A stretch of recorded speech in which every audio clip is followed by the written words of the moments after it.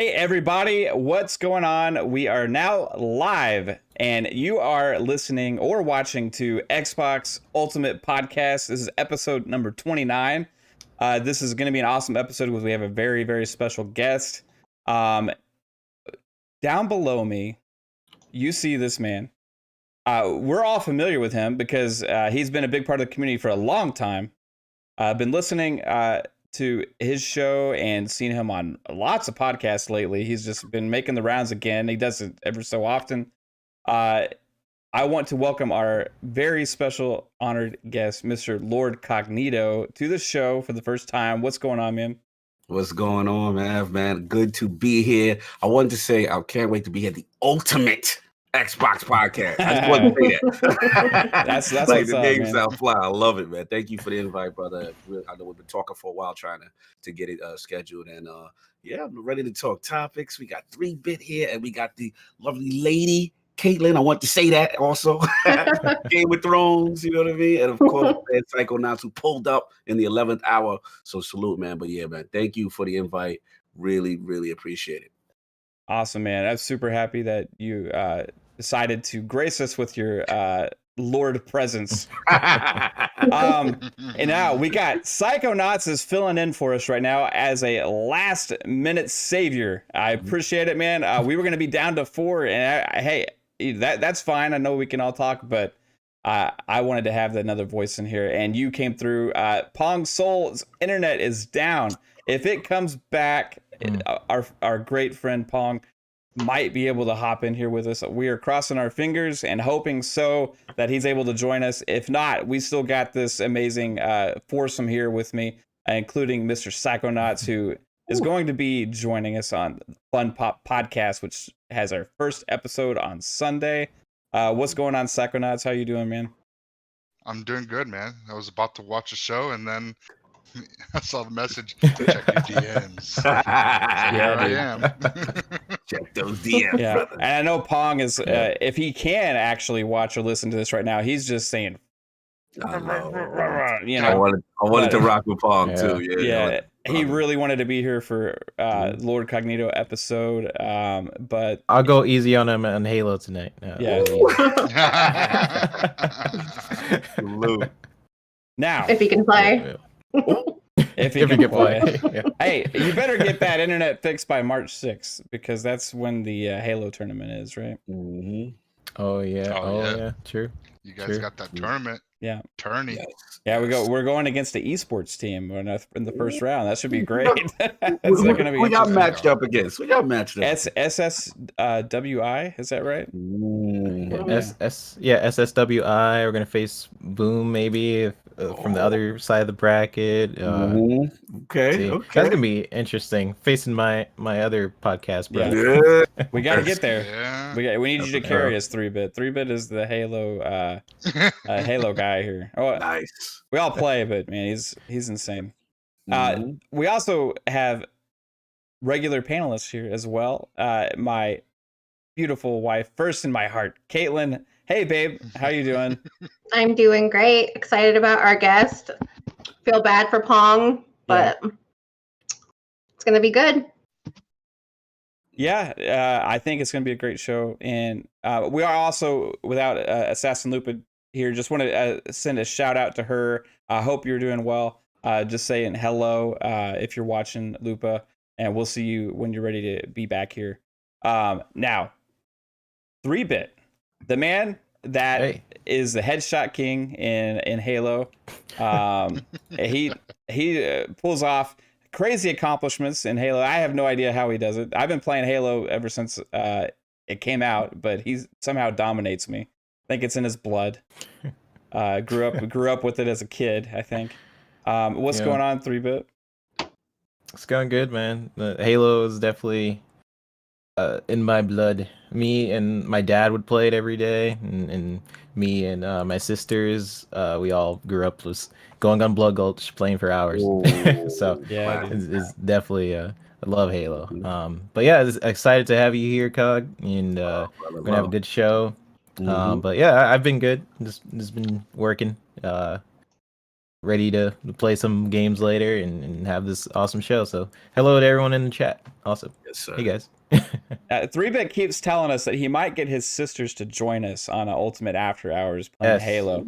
I'm waiting for this to happen. I think they can handle the conversation and the craziness that goes on. They're adults, so I think it can happen. You just need to ask and pull the trigger. Just warn them. But I don't. If they're like you, 3-Bit, if they're as good as you are, then maybe we don't want them to be there. No. We don't want 9-Bit. We'll see. around, We'll see. You know. 9-bit. All right. So hey, we do actually have a show to do with topics and discussion about video games. So let's get to it. How do we start the show every week, babe? The fun speculation of the week. And what is that?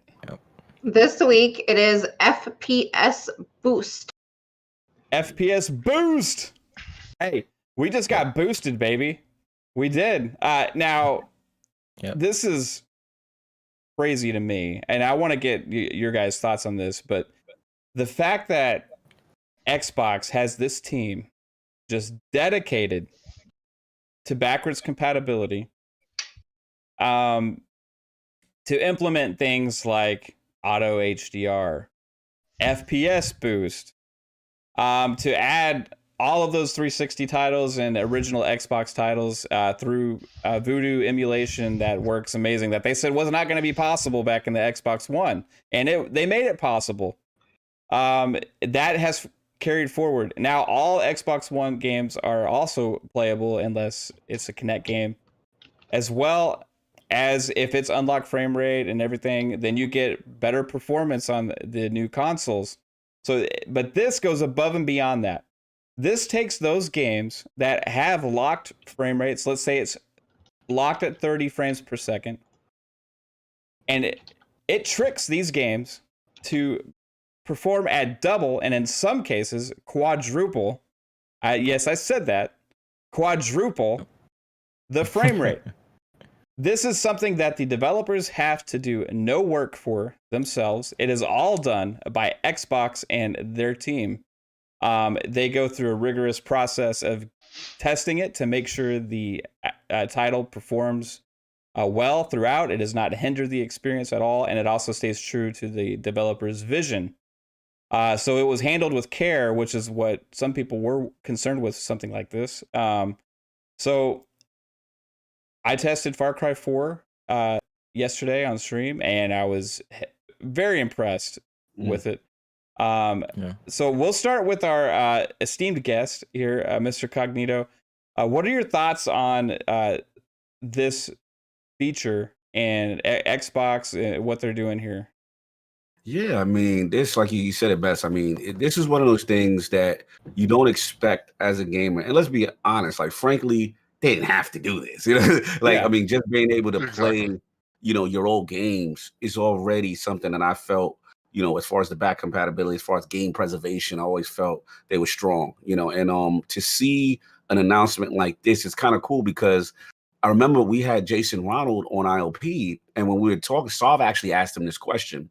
And I think at the time, Fallout 4 was mentioned, and they talked about how they were able to boost the frame rates up of a Fallout 4. And I'm like, wait a minute, how is that possible? Because the way I understood it was that if the developer coded it to be 30, then the developer has to go back in themselves, unlock that frame rate, and thus you can get better performance. But the way Jason was explaining to us, he kind of hinted, we just realized it now, he kind of hinted at FPS Boost before they announced it on ILP, because he's like, look, we have the ability to do that. He said the only reason why they don't, and they only did it with Fallout, is because I guess with certain other aspects of the game, if the game is too fast at 60 frames, it's probably the way it wasn't intended and could cause some synchronization issues. But for the most part, there's something that they can do. So we were just blown away by that. So when the announcement now happens, and then, obviously speaking to Jason and they're speaking about it, it's really cool to see, because a lot of older games that we all love, let's be real, last generation, was the 30 frames per second gen for the most part. You had a few exceptions, but you always lost a lot of graphical fidelity. So to see this, like, I'm a frames guy. Like, I don't know about you, man. Like, I'm a frames person, so I would always lean on the side of frame rate over resolution. It's one of the main reasons as a Destiny player, I went from console to PC because of 60, and then back to console once console had 60 frames in Destiny. Because I'm like, okay, now we can play it the way it's intended. You know what I'm saying? So no, you know, I love stuff like this. You know, you've already got auto HDR, right? You've got now, you know, the FPS boost. You know, they've been doing. You see quick resume, and the way it seems to be explained is like there's still so much horsepower under the hood that they're able to utilize that and get this better performance. This is great for gaming. You know, we got a little handful right now. From my understanding, more are coming, and I guess they have to still get permission from certain developers and stuff. But this is cool, man. I love stuff like this, and Xbox it's not even close as far as backward compatibility, game preservation, and value. What they're offering, they don't get enough credit, you know, for that. So yeah, salute to the team, man. This is really cool to see. I was very happy about this. Yeah, man. It's I was never, like you said, I was never like the frame rate guy or a resolution guy. I just want the games to be optimized the best they could have been for whatever I was playing on. Now, this generation with the Series X, I have discovered I was a fool.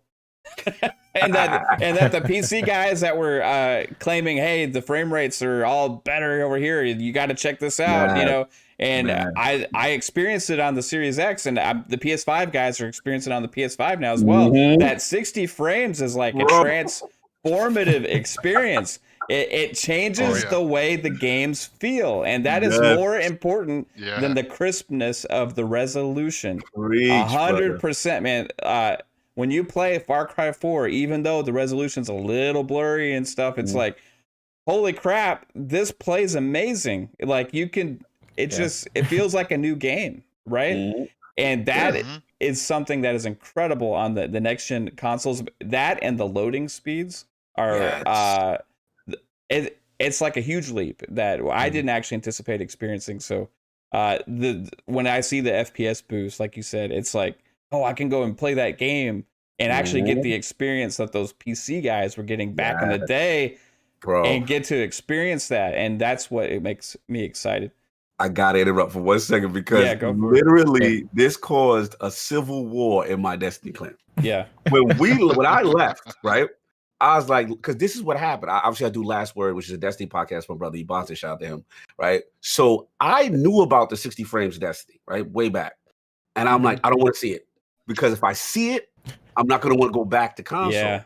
So it just so happens during podcasts, you're trying to improve. I had an old rig. I had to update for ILP. I was like, I was running off like an old busted laptop back in the day. Like that's how ILP was run. Yeah? So then he's like, look, he's gonna help me spec out a PC. I spec it out, and as soon as I spec it out, he's like, by the way, Cog, Destiny 2 is free with your rig. And I'm like, oh, I knew it was good stuff. So I see it, man, and I'm telling you, but like, I was like, I can't go back after this. Like it was so transformative. When I see the character move, bro, it's like, yo, it felt like when I threw on Destiny at 30 frames afterwards, it felt like I was in molasses. Yeah. I was like, oh, I can't go back. So I told the clan, I was like, I'm making an announcement. If you want to play Destiny with me, I'm gonna be over here. You know, that's just what it is. But now I'm so happy because, like you said, NVMe, right? With loading time, the 60 frames per second, when they finally added that patch and that update to Series X. And I said, I can't wait for you guys to see, because I got abused by my own clan. It was like, you left us, you traitor. When I came back, I was like, is that 60 frames worth? Was it work? Did you understand what I was dealing with? It was, oh my God, Cog, I see that. I understand. I'm like, this is what I'm talking about. So I'm glad you said that, because a lot of console gamers really never have experienced it in combination with the NVMe. So that was literally my exact situation. I didn't get it.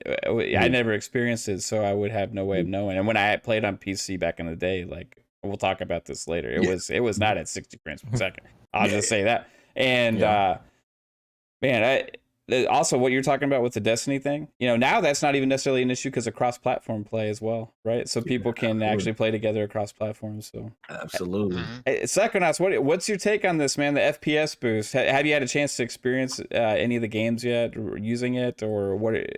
How do you think it affects, you know, at what Xbox is doing and everything? I think it's fantastic. I haven't played any of the. I haven't played Far Cry 4 or Super Lucky Tales, Sniper Elite 4, UFC 4, or Watch Dogs 2 yet with the FPS boost. But I've been playing Division 2 running 4K 60, and that is a whole like new game. Yeah, I mean, we've been playing that for almost 2 weeks straight, almost. It's amazing. And and with Super Lucky Tail, they quadrupled the frame rate to 120 frames per second. So I mean, this is a whole like game changer, literally, for Xbox. So if you guys love the games that you used to play, now you're experiencing them in 60 frames per second or even 120. It's a game changer. It's great. Preach. Yeah, man. Here to experience all this. It's just, I definitely want to try Sniper Elite 4 though. That was one game I never checked out, but definitely that's one that could download that later. Definitely benefit off that frames boost. Oh yeah. Hey, Sakurness, did you see that Division 2 actually has a Series XS badge on it now in your games library? No, I did not. Okay. I noticed that. I was looking through. I launched it a little while ago to mess with the recalibration station in there, and it actually had the XS symbol on it, which it didn't have last week, even after the update. So me and Pong were talking about maybe they got the certification through Xbox or something to have that on there because I wonder if they're gonna optimize it. That's the question, right? Yeah. Yeah, because if they usually when that badge is optimization for but you should already be optimized to get the badge, right? You shouldn't be able to put it on there first and then get out. So like what I'm getting at is that update, like for me was like, okay, this is like plays like a next gen game, like because it's running 4K 60. It's got like super high res textures and everything. I don't know what more I could ask for. To have a great experience, like unless I'm just being greedy or picky, it's just like flawless to me right now. It's just running amazing. And I think with the amount of work, maybe Xbox realized, okay, they put so much work into this and it is that actual next gen experience. We're going to put the badge on there. I don't know. Possibility. Unless they had a patch just recently that we don't know about, or they're going to be patching pretty soon. Maybe. True. And then they gave the badge now to signify that, hey, this is going to be optimized. That'd be a great question for Xbox to like, hey, why did they get the badge now and not when the update actually came out 2 weeks ago before that caused everybody to flood back to that game, right? Absolutely. Yeah. Yeah, most definitely. So 3-Bit Man, what's your take on FPS Boost, brother? I have a lot of thoughts on it, but to sort of like jump on like Division, that's like an old game, right? I always hear the conversation like old games, they don't matter, and here I am. I only played like old games. Like at what point? My question to people is like, at what point does old games become old for you? Like, what is your definition of like an old game, and how does that hinder like your, I guess, enjoyment of the game? Because a game like Division 2 I haven't played it before, but when I'm playing now, it feels like the game just came out. So I don't know. That's always really interesting to me. But I knew about the FPS boost thing for a while. I talked about it on Four Guys with Quarters. I have such a terrible poker face. We knew that you knew. We were trying to poke at you to see if we could get you to release some information. Trying to get him to snitch. Gotta get him to snitch. No, we didn't do that. Trying to get me. But I mean, Microsoft's like software to hardware technologies is very impressive. There's like two different situations where they are essentially tricking the game source code, like what Cog was kind of mentioning, like backwards compatibility, which treats the Xbox like an emulator for like older titles. That's kind of like tricking it. And then this new FPS boost, which is basically sending data back from D3D way faster because of the hardware. And you guys should really check out the Digital Foundry Yeah. Every time I'm about to get into the nerd talk, I'm like, you know what? They will probably explain this a lot better. Good, So good, go brother, good. go check that out. Mhm. They'll explain that a lot better than me. But yeah, I mean, I brought this up before, but where it does get interesting with Microsoft, with all of these sort of innovative strategies to improving older games, like adding HDR support, frame rate boost, and the smart delivery feature. And some people like sort of take those little features for granted, but to me it like really starts to add up. Yeah. Like when I was first trying to install Miles Morales, Mhm. it took me so long to figure out because it kept defaulting my install to the PS4 version when I got it on the PS5. I know about that. And yeah, Y'all had the I same was trying to experience? install it. I'm like, Mhm. why? Why was it not smart enough to default to the correct platform that I'm on? But continue. Yes, yes. I know what you mean. Exactly, yeah, which Mhm. is like smart delivery, right? That's, Ding, ding, that's ding, pretty ding. much what smart delivery does. Ding. Yeah. And the small stuff you don't think about, like the bringing over the cloud saves, like things over time just makes the Xbox more accessible, and I think that's why I'm a fan of the Xbox brand. And I grew up with the brand for sure, but those features over time, I think are just it's just it just goes to show you the team that is behind the like Aaron Greenberg and that team. Praise praise to them. Yeah. And I'm really interested in what's going to happen in the future. Now, last thing I'll end on is Microsoft is putting in place systems that is really good for us gamers, but for companies like NBA 2K21 or 2K, right? I know where you're going. Yep. Where it was like $15 and you compare it to next gen, which is like $70. It's crazy right now. Point is it going to be Microsoft wanting to update games versus they can't because a publisher wants to make money off of a remaster. Right. Like So Red Dead while Redemption I love 1. this, yes.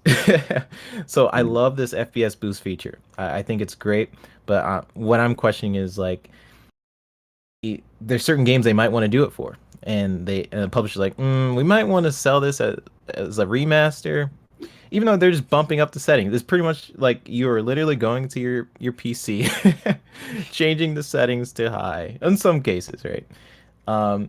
And you're just basically upping the settings for those games, and we're paying a whole bunch of extra money for it. But that's why I'm wondering where it's going. I'm curious what you guys' thoughts are on that too. It's a good point. I love to jump in if I may. Yeah, because that's the dichotomy. Because obviously this is something that Xbox can do back on the platform level. The key is always a back compat. I always tell people, even back in the day when it just came to reveals and announcements, right? It had to always people like Xbox, what's going on? Where's my GTA? Or where's my, bring such and such, you cowards? Like it was always yelling at Xbox about why this game isn't out on back compat yet. But like the way I shout out to Bill Stillwell, who we've had on, who was one of the OGs, man, he really, fathered that program.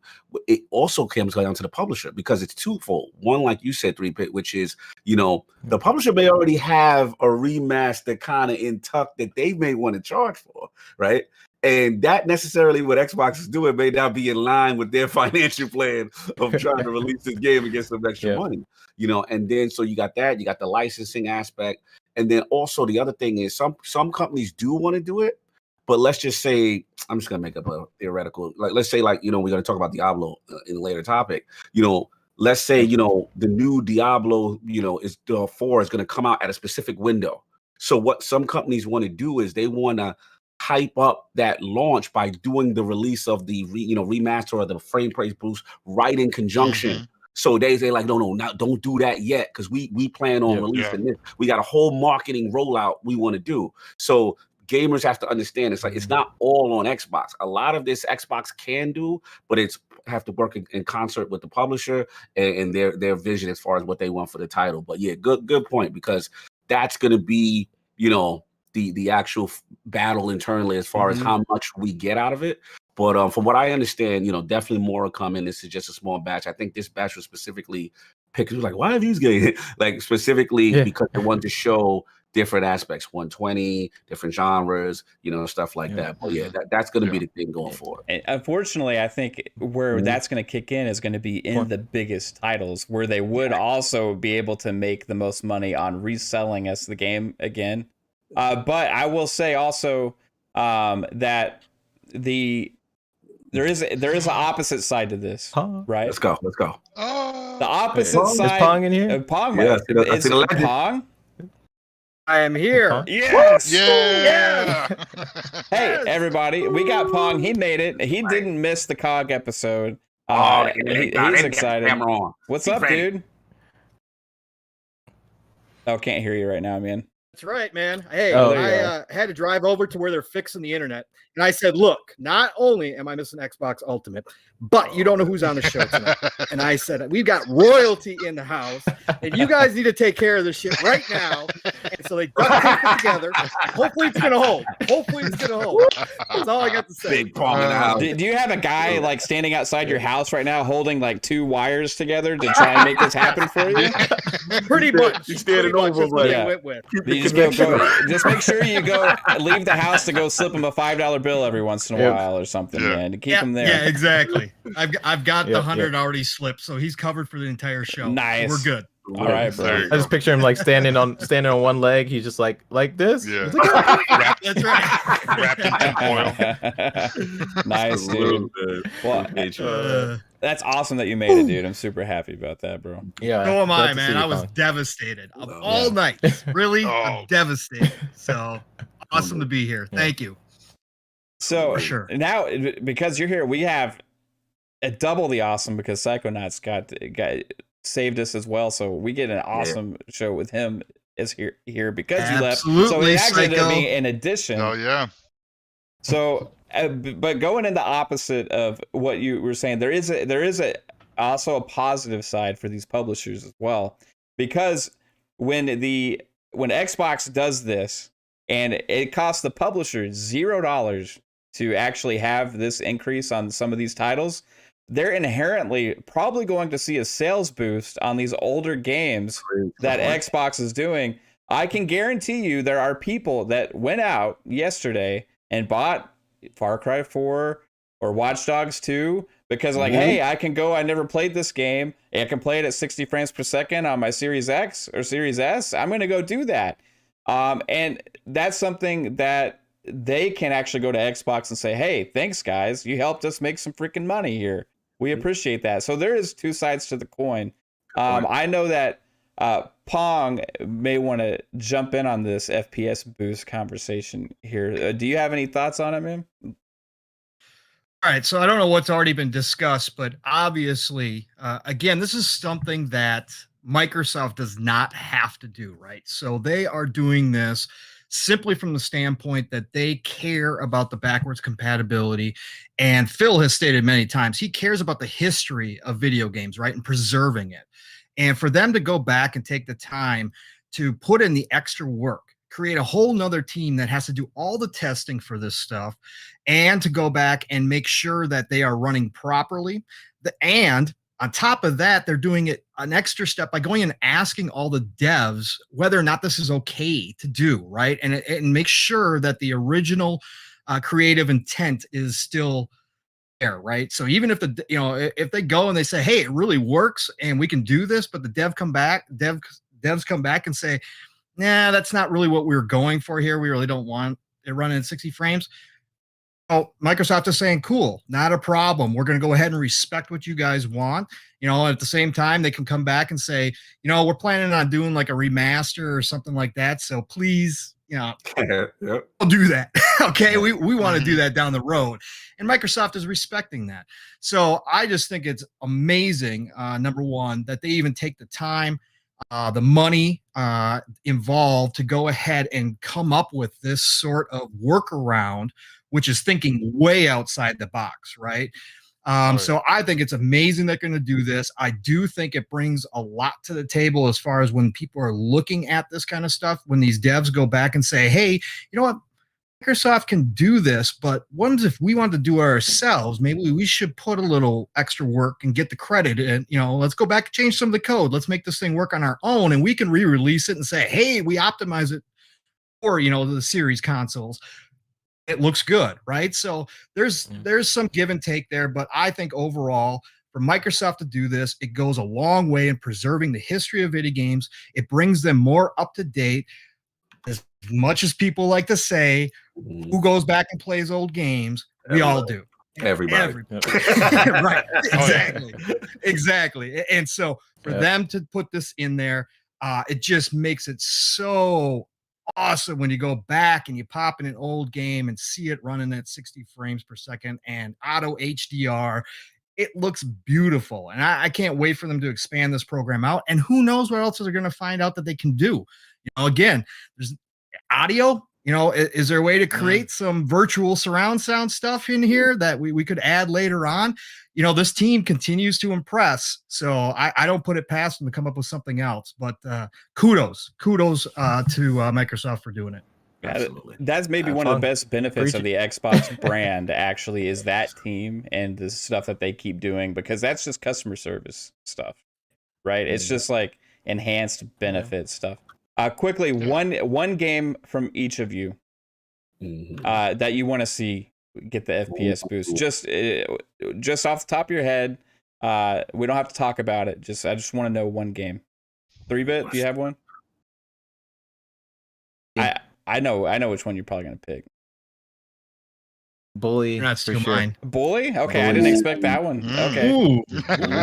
Yeah. All right, Cog, you got Bully, one? Bully Scholarship Edition. I doubt it's gonna happen, but because of what we just talked about as far as post, but I'm gonna go Red Dead 2. Right. I'm gonna go Red Dead 2. Ooh, yeah. That I would want to steal that, but also, same rock, Rockstar. Yeah, you know what I'm saying? Yeah, it was all these Rockstar games. I know they want their money in rematches. So I don't know. You know what I'm saying? So we gotta see how it's gonna work. But yeah, that'll be a phenomenal. You got one, Pawn? If I had to say, I don't know if it needs it, but I think it would be awesome. Splinter Cell. Take any of the Splinter Cells. 60 frames. Right on. Yeah. Yes. Slower game, but it would look fantastic. Yep. Are you both gonna say Splinter Cell? Yeah, I was Man, going to I go didn't with think about Splinter that, Cell, like dude. Chaos Theory. Chaos Theories. Oh, Yeah, or Pandora's Box, or Pandora Tomorrow. classics, dude. Classic, bro. Classic titles. All right, babe. Do you have a game that you want to see with this? You're on mute, baby. Sorry. House flipper.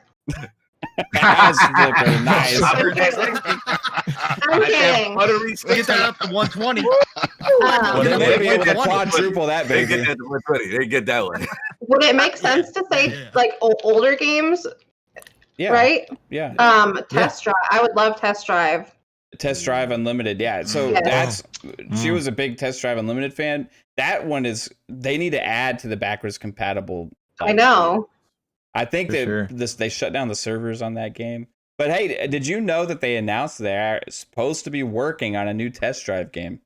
There was even like a little teaser trailer and stuff for it. So there's a Who possibility made that? we could get that. It was Atari. What company?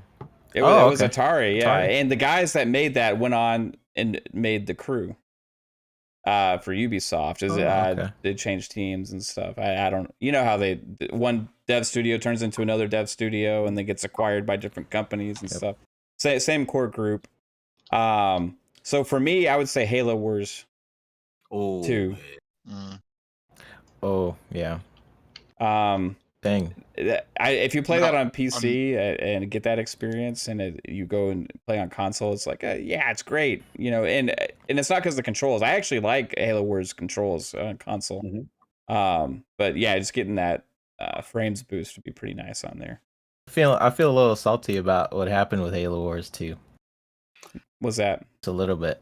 I know where you're going. Because they, yeah, because they were like, I'm not updating this game anymore, 343. Yeah. And the population, I'd say, there's still enough people playing it to justify not only updating that game, but so far when you update a game, it seems like people just want to try it out. I feel like a like Division I feel like a lot of people probably bought Watch Dogs Legion just to see what ray tracing looked like. Facts. So Halo Wars could definitely, Halo Wars could definitely use an update for sure. I've said this before, people. Halo Wars 2 is a must play before you play Halo Infinite. If you want the story, if you want the story of the Banished and who they are, play Halo Wars 2 before you play Halo Infinite. Absolutely. Attic made it my homework assignment. He's like, if you don't play, because he knew I was going to procrastinate. And he was just like, it's co-op cog. We're going to do it. And I'm so glad he did, because I learned about a character named Atriox. And I was like, this is a big deal for the Halo universe. So yeah, like you said it best, Mav. Like at the very minimum, people should try it just for the narrative, so they can see, because this is going to lead right into Infinite, and they got some things they got to deal with, from Halo 1. They did a great job with the story in Halo Wars 2. It was pretty awesome. Absolutely. All right, You know, go ahead, Sega. I would say my pick would be probably like the rare games, like Banjo-Kazooie, Camino, and Viva Pinata. Those are definitely benefit from how about just rare replay? Boost. Rare That replay is definitely. freaking awesome collection. Still one of the best collections out there. For sure. How about Orange Box? Classics, man. A lot of stuff they're sitting on. I don't know. Maybe those games already are 60 frames. I'm just throwing games off the top of my head that I want to play again at this point. It's sort of like the thing where would you want the developer to go in and do it, or can Microsoft just go in and update it? Well, maybe this will put pressure on some of those devs when they Microsoft sending them this stuff, and they go and they test it. They'll say, okay, we like this, but we can do it a little bit better, right? So let's just go ahead and do the update, and maybe that the conversation even that Microsoft has with them will trigger some of this to happen, because we've seen it happen. And also the Division 2, the success that it's having right now might also have an effect with a lot of these companies that are saying, okay, if we actually make this play well and look good and run really well, hey, people will actually play it. Who would have thought? Who would have thunk it? Magical word of engagement. Engagement is a beautiful thing, man. Yep. All right, babe. I guess we have to move on from this topic. So, what are we going to talk about now? Diablo II Resurrected.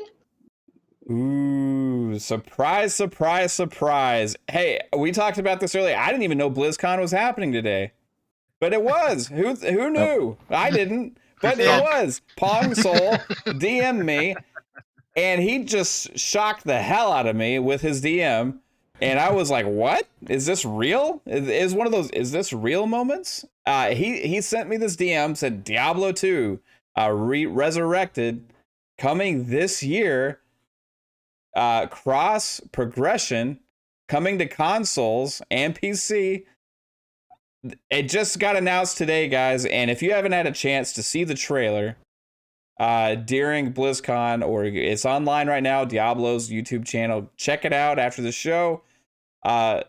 Absolutely awesome looking. This is a classic, brought forth to be able to be, if you're like me and played back in the day, you played this you're barely able to play this game. I mean, it wasn't running very well. I made it happen. I don't know how, but I'm going to get to play this on the Series X and experience that with my friends. This is going to be an awesome thing. And there's a lot of Diablo fans out there, a lot of people that are super excited about this. It's a really big deal. They didn't, again, it's something they didn't have to do. But they finally brought it out, and they know it's going to sell, and I'm going to buy it. What are your guys' thoughts on this? I want to start with the guy who broke the news to me today, Pong. Yeah, what can I say, right? So as I told you guys in the DMs, that summer when it released, and we're talking 21 years ago coming up, I think it is. So in 2000, I lived at my buddy's house because I'm not a PC gamer, right? So I'm a console guy.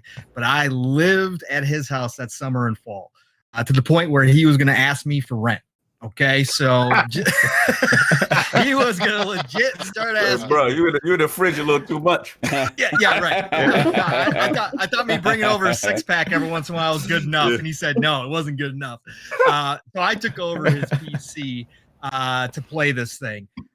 Really, at this point, like you said, Mav, they didn't have to do it. Obviously, it's a good move. With Diablo 4 probably not coming out until probably next year. Obviously, you get the hype rolling. It's already hyped. But to give the fans something that they've asked for a long time, since so many people consider Diablo 2 the best out of the bunch, especially us older people. Love 3 to death. But 2, there was just something really special about it. Even if the performance wasn't there, like you were saying, Matt, it was tough to get it to run really good unless you had a nice rig.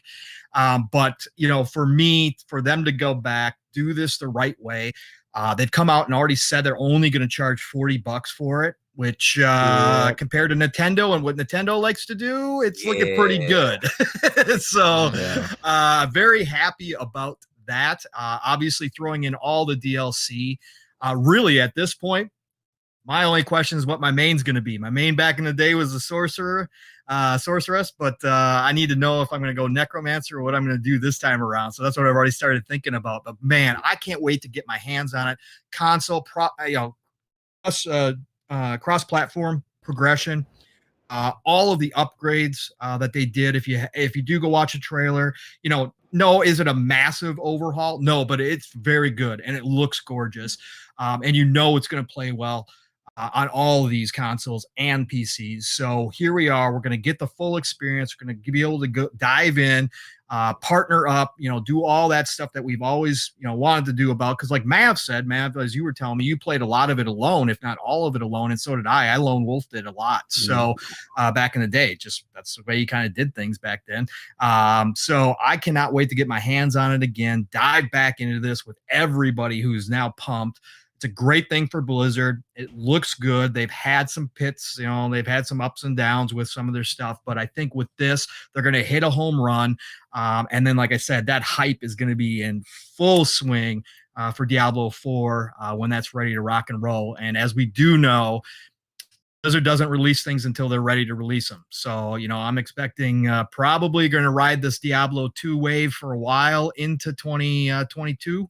And we'll probably see another late summer, maybe fall release for Diablo 4. But can't wait for this one. And anybody who hasn't played Diablo 2, if you like this style of game, if you like the action RPG looter types, this is the game.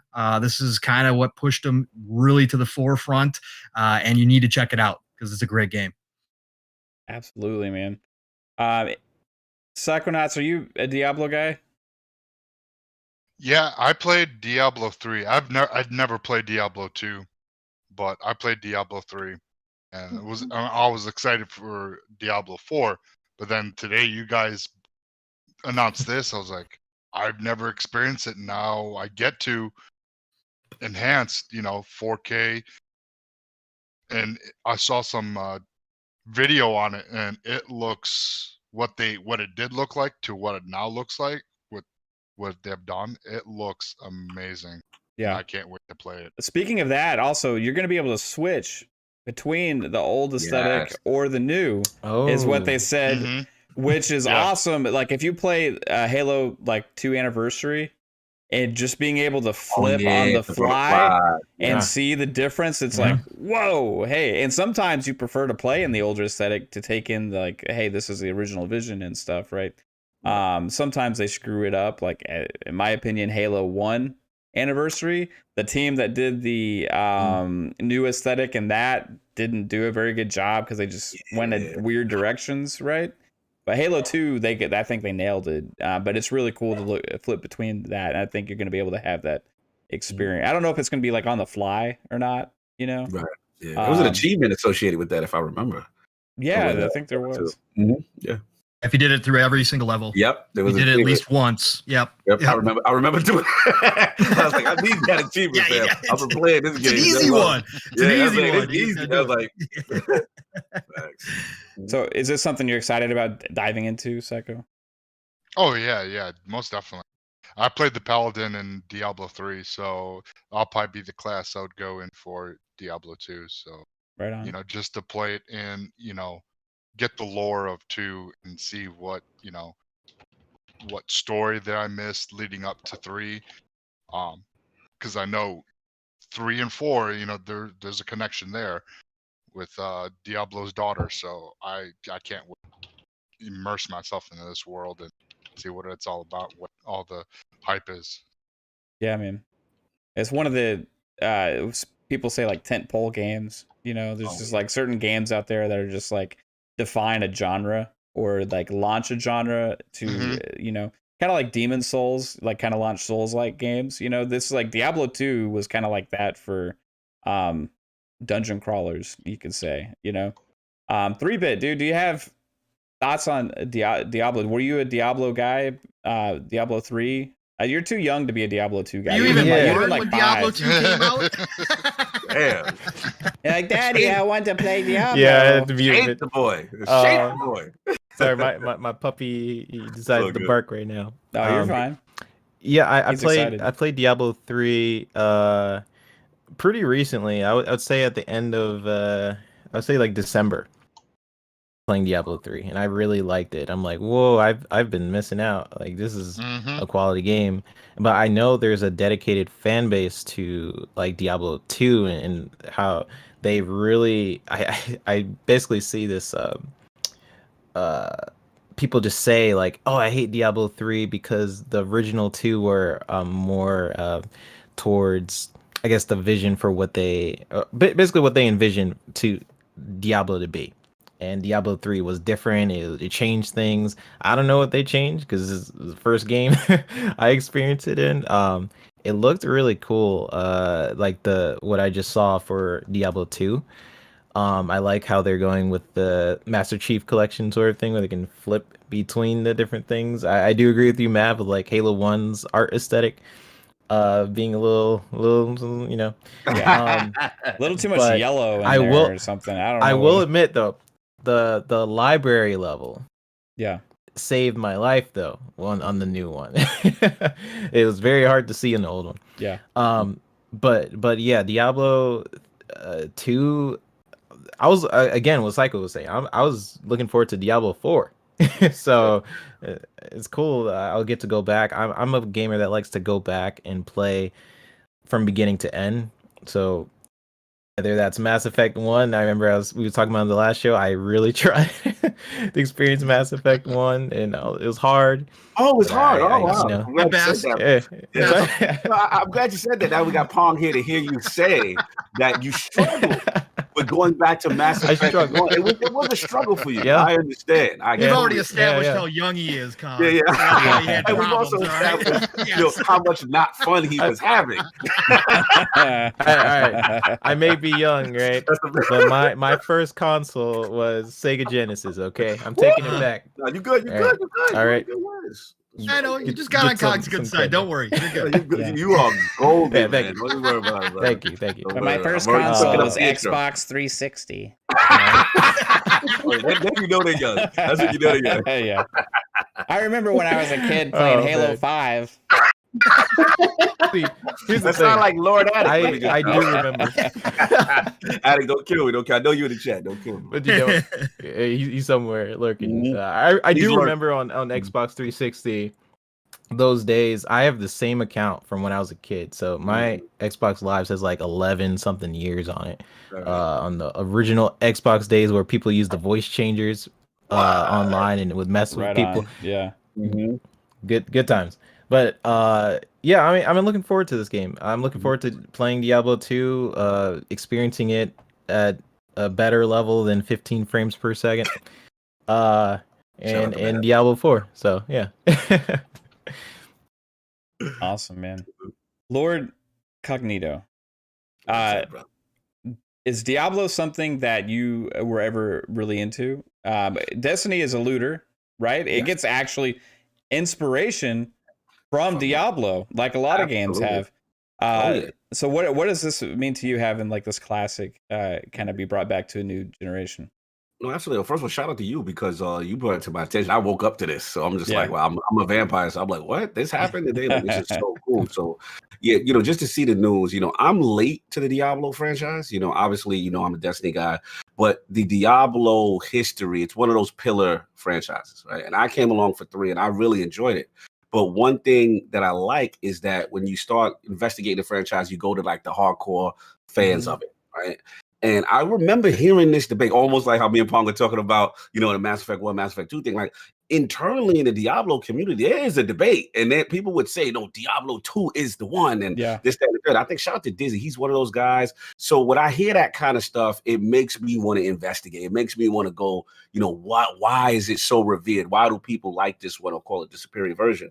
So I love this stuff, man. You're going to do a remaster. You're talking about the toggling in and out. You're talking about the crossplay kind of stuff. All that stuff is very feature rich. I love it. So again, to me, it shows probably Diablo 4 is a little bit more way out. This may be a buffer to kind of hold us down in the meantime. And I'm excited because I've never played it, man. So this is going to be a cool history lesson for me to kind of learn and see like, what's the essence here? Why are people raving about this stuff? As far as, like you said, the foundation of looters, I mean, Diablo is that game. Like, it's not even a question, you know what I'm saying? So, shout out to Ibarra and those guys, Ferguson, I believe, Rob Ferguson, those guys over there, at Blizzard. And I remember distinctly when Destiny was having problems, it is actually documented that they spoke to the Diablo team. And because I guess Diablo must have had a similar situation where they started off with a bang and the community got upset, and then they were teetering on whether or not this game was still going to be successful. And I believe it was Diablo 3 or whatever. That was the moment that kind of resurrected them and got them back in. So to see that, I like to see those stories. I like to see the genesis of it, the history of it, and yeah, I'll be diving in on this definitely day one. There's no question. So speaking of the history, And I think they. Yeah, go ahead, Pong. I was just gonna say, didn't they also go to the Diablo team for some loot, for some loot issues and how to balance that all out and avoid the issues that Diablo originally had as well? Yeah, Luke Smith and those guys, it's really documented. Even I know a lot of people are not a fan of Jason sometimes, but Jay Schreier has a great book. It's called Blood, Sweat, and Pixels, and they talk about that. It was a watershed moment for Destiny, and it was cool to hear them learn from the experiences of the Diablo team. And hey, this is what you guys got to do to kind of get your base back. And it was really good. So it's cool to see that kind of camaraderie in the industry and both franchises that served them well because they turned it around and now they're some of the biggest franchises out there. So absolutely, yeah. Right on, man. Speaking of the history, so there is, for those of you that know, Ryan McCaffrey from IGN actually has a podcast called Unfiltered.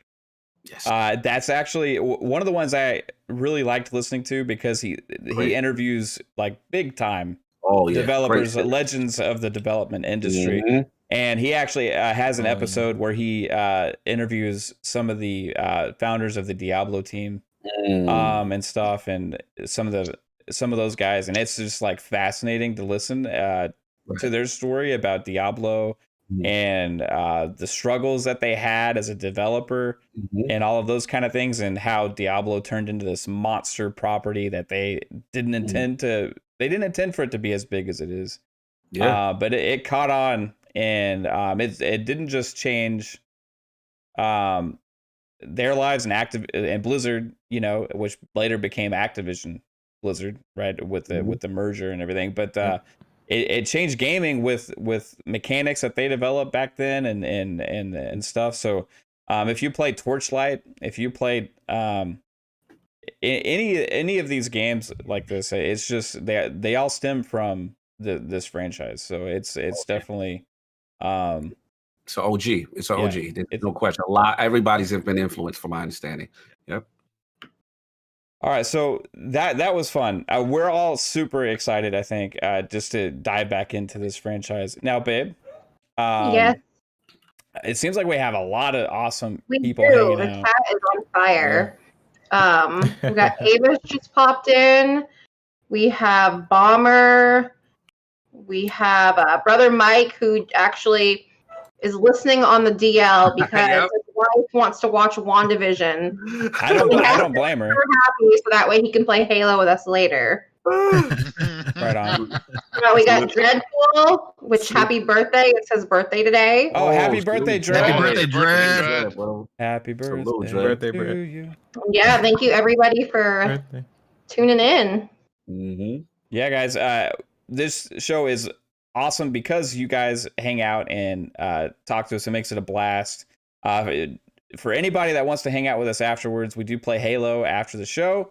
Master Chief Collection, as we always do. Open party. We'll have hopefully as many of you that can hop in there as possible, and we'll have a blast. If you've attended this, you know it can get a little inappropriate and rowdy at times. So prepare yourself. A little? Prepare A little? yourself. Just maybe a lot. Just a smidge. Just a smidge. I've had to delete a few streams. I'll just say that. So, hey guys, it's gonna be a blast regardless. We all have it's just fun hanging out with you guys. Regardless if you suck at shooters, you never played Halo, or if you're like it's your life. It doesn't matter how much time you put into it. We all just hang out and have a good time, and it's all about the banter. Right, it's not about the skill level. Yeah, it's always so. fun. Yeah, and if you're gonna be in that Halo tournament, guys, it's the perfect time to practice. Sharpen up them skills. Yeah, we can all team up against 3-bit, although it doesn't matter if you've seen him take us on 6 versus 1. Did you ever post that? I tried to. Either YouTube was having tried Just stopped working. I just I think YouTube lost has the a footage. YouTube has an embarrassment filter. It doesn't want. It's trying to protect me. I think from posting that video. I tried. All of us. I spent All like of 3 us. It was hours bad. one day actually trying to upload that video, and it was stuck at 1%. It just kept getting stuck at 1%, and I re-uploaded it, deleted it, re-uploaded it, deleted it. It just always kept getting stuck at 1%. I think it's just 3 bits too much, too much sauce. They holding you back, Shame, bro. yeah. Yeah, it's 6 versus 1, guys. He annihilated us. It wasn't That even was a close. fun game. Yeah, no, it wasn't. Yeah. It wasn't fun. He's like, uh-oh. You sure that was a YouTube issue, Bab? You sure that Yeah. was? Yeah. So make sure it wasn't a pride. You know? I still have the video. I have the proof. I did tell 3-bit, hey, $100. I'll make sure it gets posted. No. All the videos where 3-bit's a little tipsy still get posted though. So, Oh yeah. Those still get uploaded. Yeah, he gets he has a weakness, guys, and it's called margaritas. And Yep. once he gets a few bro. of those in him, he Game becomes over. beatable. Margaritas with some broccoli. Broccoli. Broccoli. Broccoli margaritas. There we go. Oh, Yeah. The 3-bit You special. already know. Yeah, the 3-bit special. Yeah. Nice. Before we move from That's Diablo how 2, you beat us. Mhm.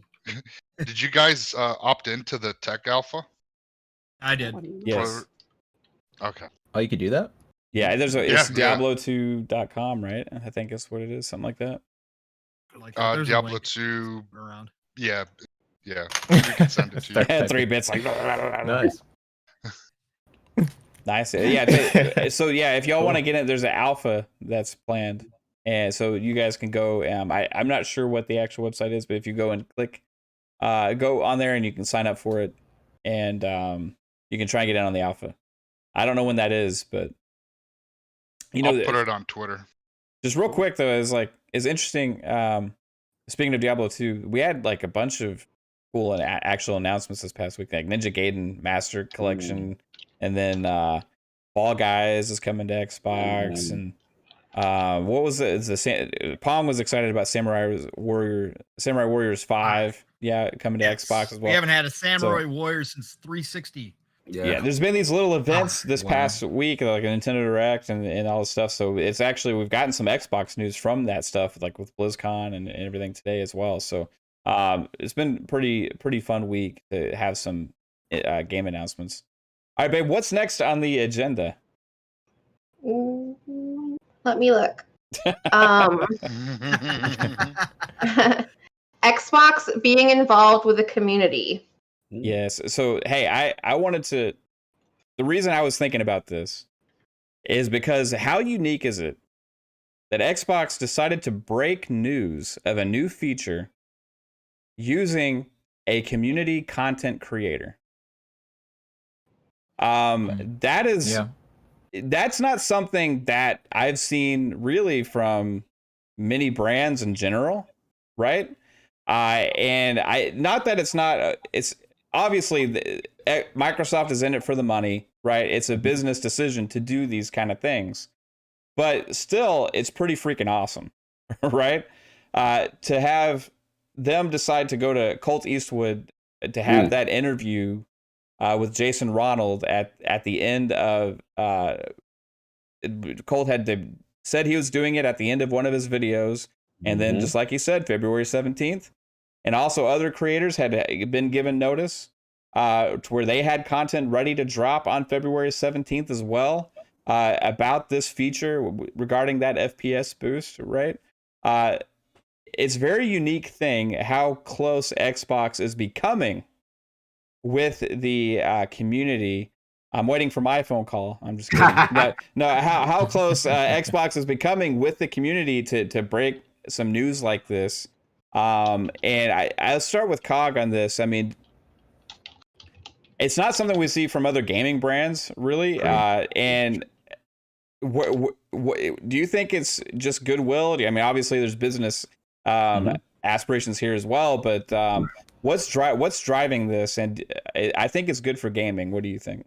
I'm with you 100%. I think Xbox doesn't get enough credit because at the end of the day, you know, this is a business. We do know that these companies want to make money, and we get that.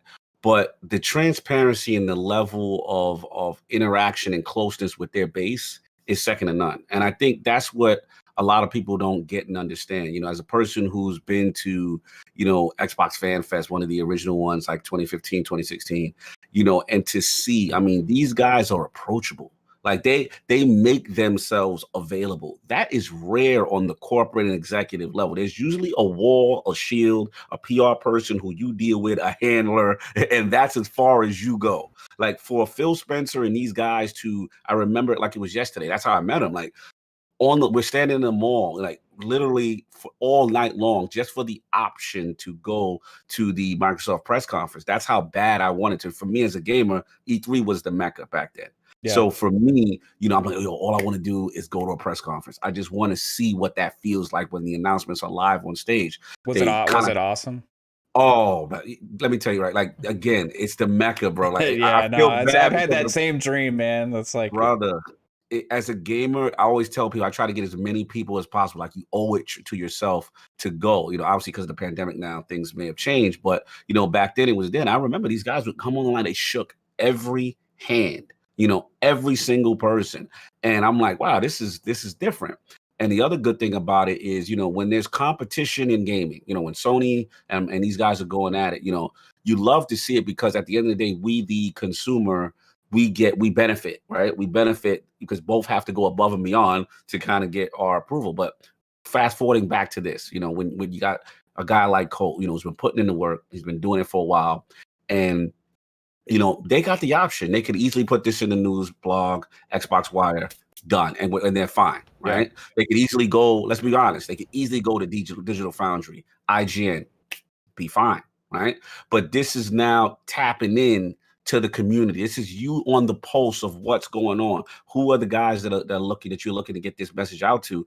And that's an awesome thing. And I mean, ILP, we've been blessed. You know, we've had a couple of appearances by industry guests, and you know, we're not the biggest podcast, but to me, it's humbling because at the end of the day, it's like, wow, like they have enough confidence in us to say, hey, we want to debut this information here. So it's great to see, man. I hit Colt up, man. I'm like, bro, you killed that. As a content creator, as a peer, you love to see it. These are like your bucket list items. You know what I'm saying? Mm-hmm. You know, these are things these are geek moments. You know what I'm saying? You never think that would kind of happen. So it's cool to see. And I love that those announcements are also getting debuted. Because let's be real. I mean, you see what you're doing out here, you know, Mav. Like, we have a voice. People don't realize we have a voice, you know, and as much as you think, hey, you know, they're not watching me. I only got such and such. They're watching. You know what I'm saying? People watch. Word gets around. Oh, wow, this was a cool experience. I like the Ultimate Xbox. You know what I'm saying? Like, it gets around. The key is the consistency and doing the right thing. And if you do those things, right, you'd be surprised. You know what I mean? I've seen, shout out to my brother Boomstick XL. He had Major Nelson on one time. Yeah. That was amazing. I'm like blown away by these things. We've been lucky. We've had Bill Still, we've had Jason on, kind of things.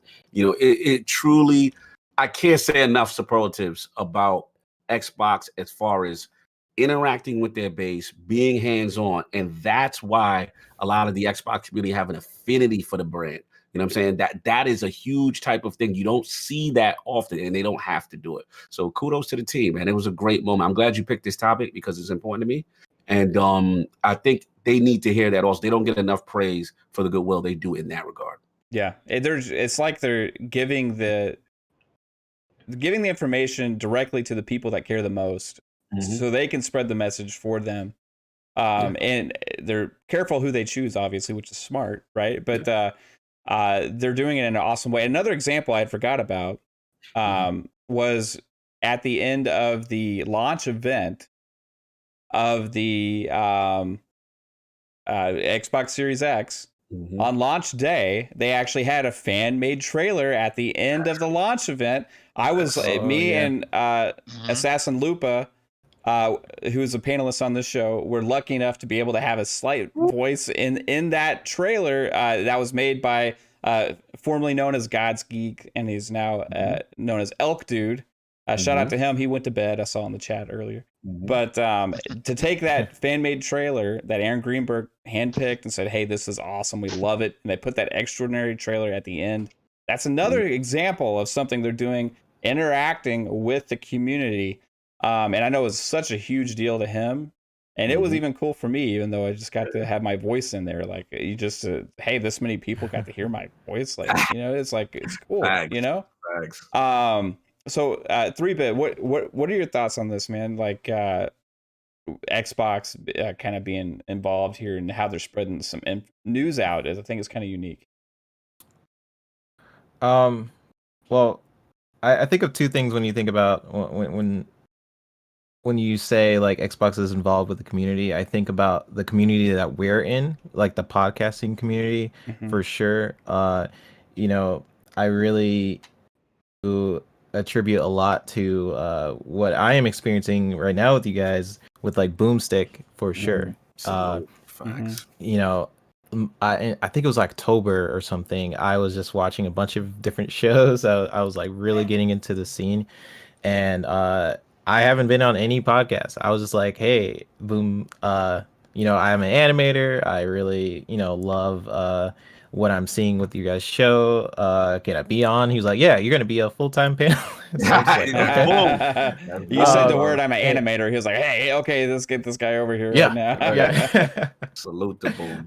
And there's so much of that. Booms are great. And there's so much of that within the community where everybody's really helping each other. Everyone is very much involved. Like, hey, you want to play games? And you have like big podcasters jump on and we all just play games together. Or that's rare. I don't see that in other communities as often. And it's really interesting because Xbox does things like have like Aaron Greenberg interview with someone like Colt, who's an Xbox content creator, and we see them replying to messages on Twitter about technology. We're constantly getting updates about the system. Something I liked about the Xbox One, a little bit separate from the community, but was there was monthly updates to the OS. This is like small stuff, but I love that. I love it something, too. Yeah, something I really appreciate. I'm in that app. Yeah, me too. Every day, I'll be geeked out. Oh, they did this. Continue. Like woo. Yep. No problem. I mean, my PS4 received maybe an update every 3-4 months. 3-4 years. Years. Stability. I'm just kidding. That is something Nintendo and Sony are not very good at, in my opinion. I never see any Sony executive trying to clarify why they decided to go with RDNA 1 instead of 2, or I haven't seen any Sony employee discuss recently when we can expect memory expansion or I could go in. I don't want to be distant Sony right now, but it's a value in transparency. There's a value in that. All right. Yeah. I think that really ties in with the community. You know, there's people who bought like the Sony TV and they were expecting VRR, and then later saying it'll come in an update. Then later saying it might not even come to newer products. It's like, sorry, we thought it would. You know, and that stuff adds up, and you just don't really hear about that stuff a lot, and I think it's because people come to expect it, but I think people should, you know, expect great things. And I think Microsoft is so far very involved with the community. You even have like Major Nelson, you know, who has like a weekly show talking about updates coming to the platform. So I think they're doing a great job getting involved. There's always, you know, of course, room to grow for sure, but you know, they are at the top right now in terms of getting involved in my book. And I know I've worked with Microsoft in the past, and it's been very easy. It's been just easy compared to a lot of other companies. So I'll just say that, and I think it's very commendable what they're doing. So yeah, that's pretty much my views on it. It's cool. They get to, not only are we Xbox is getting involved with the community, I think the community itself is sort of receiving that, and we're all very much, you know, having like game nights. Like we do this every Friday. Like we all play Halo together. You know, that is rare. I don't always see that, and I think that's very cool. It's interesting because by Xbox being involved in the community, what they're actually doing is growing the community, right? Because if you feed into it, it's going to grow, as opposed to just having this culture out there that you have no input into or influence into, that just can kind of go off in its own direction, which has happened with a lot of brands and stuff. I'm not naming anyone specifically, but when you don't really have anything in touch with the community that's embracing your brand, then who's to say if you know what the community wants, or feedback back from them and all that. But another example you can say was the price hike on the Xbox Live Gold. Yep. Hey, we all reacted, right? Yep. Like pretty harshly to Xbox, right? As fans, not just like community spoke up. Yeah, community spoke up in a good way, not in a toxic way, but I mean, it caused immediate change. So Pong, what are your thoughts, man? I know you've become like one of the top community members, being there at every podcast possible known to man. So what are your thoughts on this, bro? I mean, look, so there's a couple different ways. You know, when you look at a corporation, especially the size of, let's not just say Xbox, but Microsoft itself, right? It's rare to see people, as Cog talked about, at the top be this involved directly with their customers, right? So, you know, I've got the saying that, you know, obviously no, and everybody says it, but no company is your friend, right? They're here to sell us product at the end of the day, right? It's a bottom line game. They wouldn't be in it if there wasn't any dollars, okay? They're not doing this for the fun of it, right? However, you see genuine like for the community from the top down, and that starts at Phil, right? So you feel that they're creating an umbrella, right? A culture that starts at the top. Phil himself is accessible. He may not be, again, I can't even believe he's as accessible as he actually is with the community. I mean, I've heard, I don't know how many people I've talked to since I walked in this community full time, you know, last fall, that have actually played games with Phil. Are you kidding me?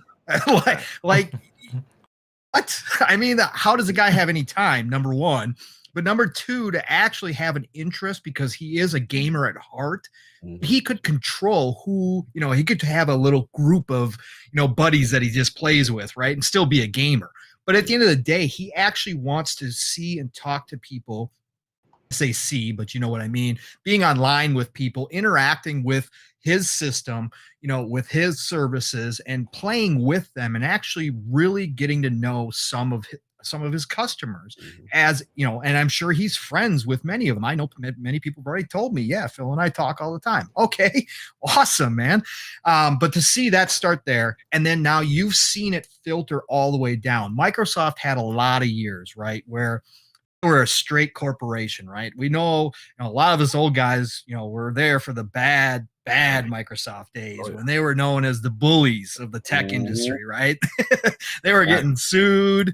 The government was coming after them, all that stuff, right? So to see at least one side of their corporation choose this route says a lot. And Phil started it, and now it's already down all the way down into their community managers. You see the activity as has already been touched on in Twitter. I can't believe sometimes how they respond back to people like almost instantaneously. It's like sometimes they have like a portion of the day set aside just to be on Twitter and to be amongst the community and just to see what the word on the street is, right? They seem to take an active interest in that. And again, I don't know if you can count on your, maybe one hand, maybe two hands, how many companies actually do that on a regular basis. And so for me, somebody who was, again, for me, you have to earn my money, right? You have to earn my money. I've been through the wars. I bought the Atari Jaguars, right? I got burned by shout out to the bidet. It's your boy. That's right. As much as I love my Sega Saturn, I got burned by the Sega Saturn, all that kind of stuff. So I've been through those wars. So I learned early on that my money has to be earned by these companies. And if you don't show me that you want my money, I'm not going to give it to you. And what this does right here, when I got back to Xbox, because again, just like a lot of people, I did not like what I heard out of Xbox in 2013. I was a 360 fanatic. Had my PS3 at the end of the generation. I own both consoles all the time. At some point during the generation, I'll own both. But I always choose one that earns my money up front. And it was going to be Xbox because I love my 360. And they screwed up, right? So I went to the PlayStation. And it wasn't until Phil took over. It wasn't until all of a sudden there was this shift. And obviously he was fighting to get this shift done, right? And with Game Pass and everything else, this involvement in the community obviously is a core to what he believes in. And you can see it every day. Just like Game Pass was a core to what he felt he was going to be able to do to turn Microsoft around and what he needed to do to get Satya to get on board with this whole project that he had in front of him, this mountain he had to climb because he was in the bottom of it when he got put in charge, and he had to climb this mountain. So, but one of obviously the core values that he had was that he was going to earn back the community. Facts. He was going to the people who had been there from the beginning, which respects and props to all of you. Again, it's an honorable thing to stick with a company when they're down and out, right? And again, they didn't earn my money in the beginning. They earned my money later on, but I know a lot of you guys were around from the beginning through the tough, all of it. Respect to you all. Obviously, he said, you know what? I've got to take that base, show them that we're serious, and then go ahead and start expanding that out again and rebuild what we broke. When the things went down, and he obviously told everybody in that entire, in the Xbox division that this is how we're going to do it. And I need you guys to be on board with this because these people are important to where we're going to go. And if we don't have the community, then we're not going to be able to climb this mountain without having them at our backs. And he's done that from day one. And here we are today. And you can see the strength of this community. Again, now that I'm back in it and I'm full swing in it, and I'm now joining in on all this stuff, it's incredible to see this because you don't see it other places, or you see it more fractured, or you see, just the really diehards, or, you got all this, you see a really big core group of people right now that are saying and praising Xbox and going and telling everybody that Xbox is doing these things right. And that slowly spreads out. And then people see it because then they hop in, they're curious and they want to see what's going on. What was Xbox going on? Why are all these people talking all this good stuff? And they come in. We are. And now we're starting to see the fruits of what Phil started when he first took over. Hey, add that to the book of X says. Yes. Yes, sir. The book of X up on the screen Tell right me quick. more. That's right. The boy is preaching. That boy is preaching. A lot of Yeah, realness. facts. A lot of realness.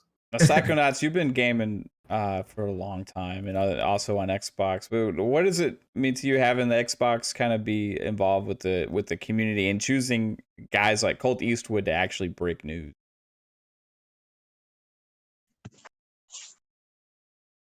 You there, Psycho? Oh. Oh, no. Psycho's Oh, no. gone. Oh, the internet, No. the internet bug. No. It's Microsoft's fault. We gave him too much Doing this on praise, and he's Division on a 2. Windows PC probably. Vision 2, this is the dropout right here. Oh, right in the middle of man. battle. We lose There we Psycho go and all give the him time. praise. Man, Yeah, that that's okay. sucks. Hey, he'll be back. I have faith. But I guess we could, it sucks that we don't get his input on this topic, but it's time to move on. What do you say we go to the next one, babe? What do we got? The Xbox headset reveal. And is this one that you actually did a research on? Yeah. Why you You said it like did. that? You know damn well she did. Okay. Let me go. It Okay. comes out March 16th. Yeah. It is $99. I guess I should say USD. Yeah. Um, Mhm. and did you guys know that it was in the launch commercial back in October? Yes. With the guy from Get Out. I forget his name. Yes, sir. Shout out to Um, Yeah, I forget That his was name crazy. too. Yeah. Great actor. And yeah. it was on his Um, ears in front of us. Yeah, Aaron Greenberg confirmed that. Mhm. Did you guys know that? No, I That's didn't know crazy. that. These guys did, I guess. They're nodding yes, but I didn't know Aaron Greenberg confirmed it. And the ear cups like rotate to let you adjust the volume and the game and audio chat balance. Right. Oh, Yeah. dang. And that's all I have to say about that. That's awesome, babe. All right, so yeah, they have this like rotating ring around it that like clicks into place when you're at like max or whatever, and so they seem like they're built really well. The people that have had hands on with them say they're pretty freaking incredible for the price. This is, from what I've seen from this headset, it has features that are more on par with like the $200 headsets, right? Yeah. It's got like Dolby Atmos, it's got DTS, it's got Windows Sonic or whatever that one's called, but it's got all of that. It's wireless, syncs to the console through the sync button. Also, you can use it on a Windows PC, Windows 10 PC with a wireless adapter, or through Bluetooth if your PC has Bluetooth. And hey, it's pretty cool because PlayStation has had this headset that a lot of people have been giving praise. It's like pretty awesome that they had announced and came out with the console. And now Xbox has this is the first one that they've actually made, I think. And it seems pretty legit. So I know Pong, you pre-ordered one. I'm probably going to. Actually, I checked before, and Best Buy still has pre-orders available, even though it had sold out. So I think Best Buy made them back available again. So what intrigued you about the headset, Pong? Oh, I needed a headset, so that helps, right? So Yeah. I was on the hunt for a headset because I'm using my old Xbox One piece that came with it. So because my my A50s will not connect to my Series X. So I was on the lookout anyways. So these showed up at the right time. And funny enough, just to go back a little bit, shout out to PTK Blam, my man from Shop Podcast. Tomorrow night, see us there as I'm on there. Yeah. That's right. He made a post about that commercial, and he said, gamers, how do we keep missing these hints? Yeah. It was funny. We were talking about the community and how involved Xbox is in the community, and all of a sudden Greenberg showed up. Josh Muncie showed up, who is the head of Xbox marketing, I believe, and Jason Ronald showed up underneath, and they all, basically Greenberg mentioned that, yes, we're doing this, basically kind of like ha ha ha. Can't wait to see what we do next. And Josh said that there was multiple things in that commercial that they hinted at. And Jason Ronald came in and kind of gave the big eyes and put those in the Twitter too. So interesting. Has anybody been doing like breakdowns trying to find these Easter eggs now? Do it now. Yeah, people are trying to say that, and like a bunch of people were like, "Hey, we got people out here investigating all sorts of stuff. Why are we not investigating Xbox commercials and interviews at this point? Because we already know they're hiding stuff in interviews too." So yeah, even Todd Howard had like the Raiders of the Lost Ark thing over his shoulder. Ark of the Covenant. He had the Ark of the Covenant, and he had the little statue from the first scene, and he's in there. So anyway, so I just thought that was funny. I bring that up, but as far as the headsets themselves go, again, when I was looking for headsets, I didn't really want to spend $300 again, like the A50s were. Yeah, I loved them. They lasted me obviously a long time. I've had them for 4, 5 years, 6 years. So, I loved them to death, but I really didn't want to spend that much. So I was trying to look at something, 150 or under.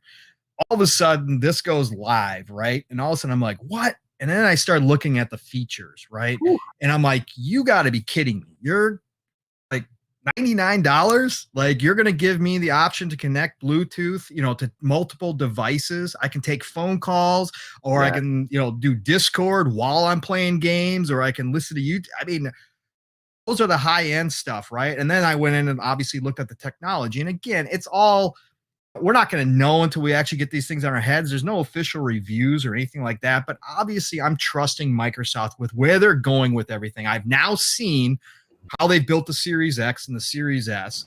I've seen that the quality that they said was in those consoles is there, right? And they obviously are going for a more premium type quality.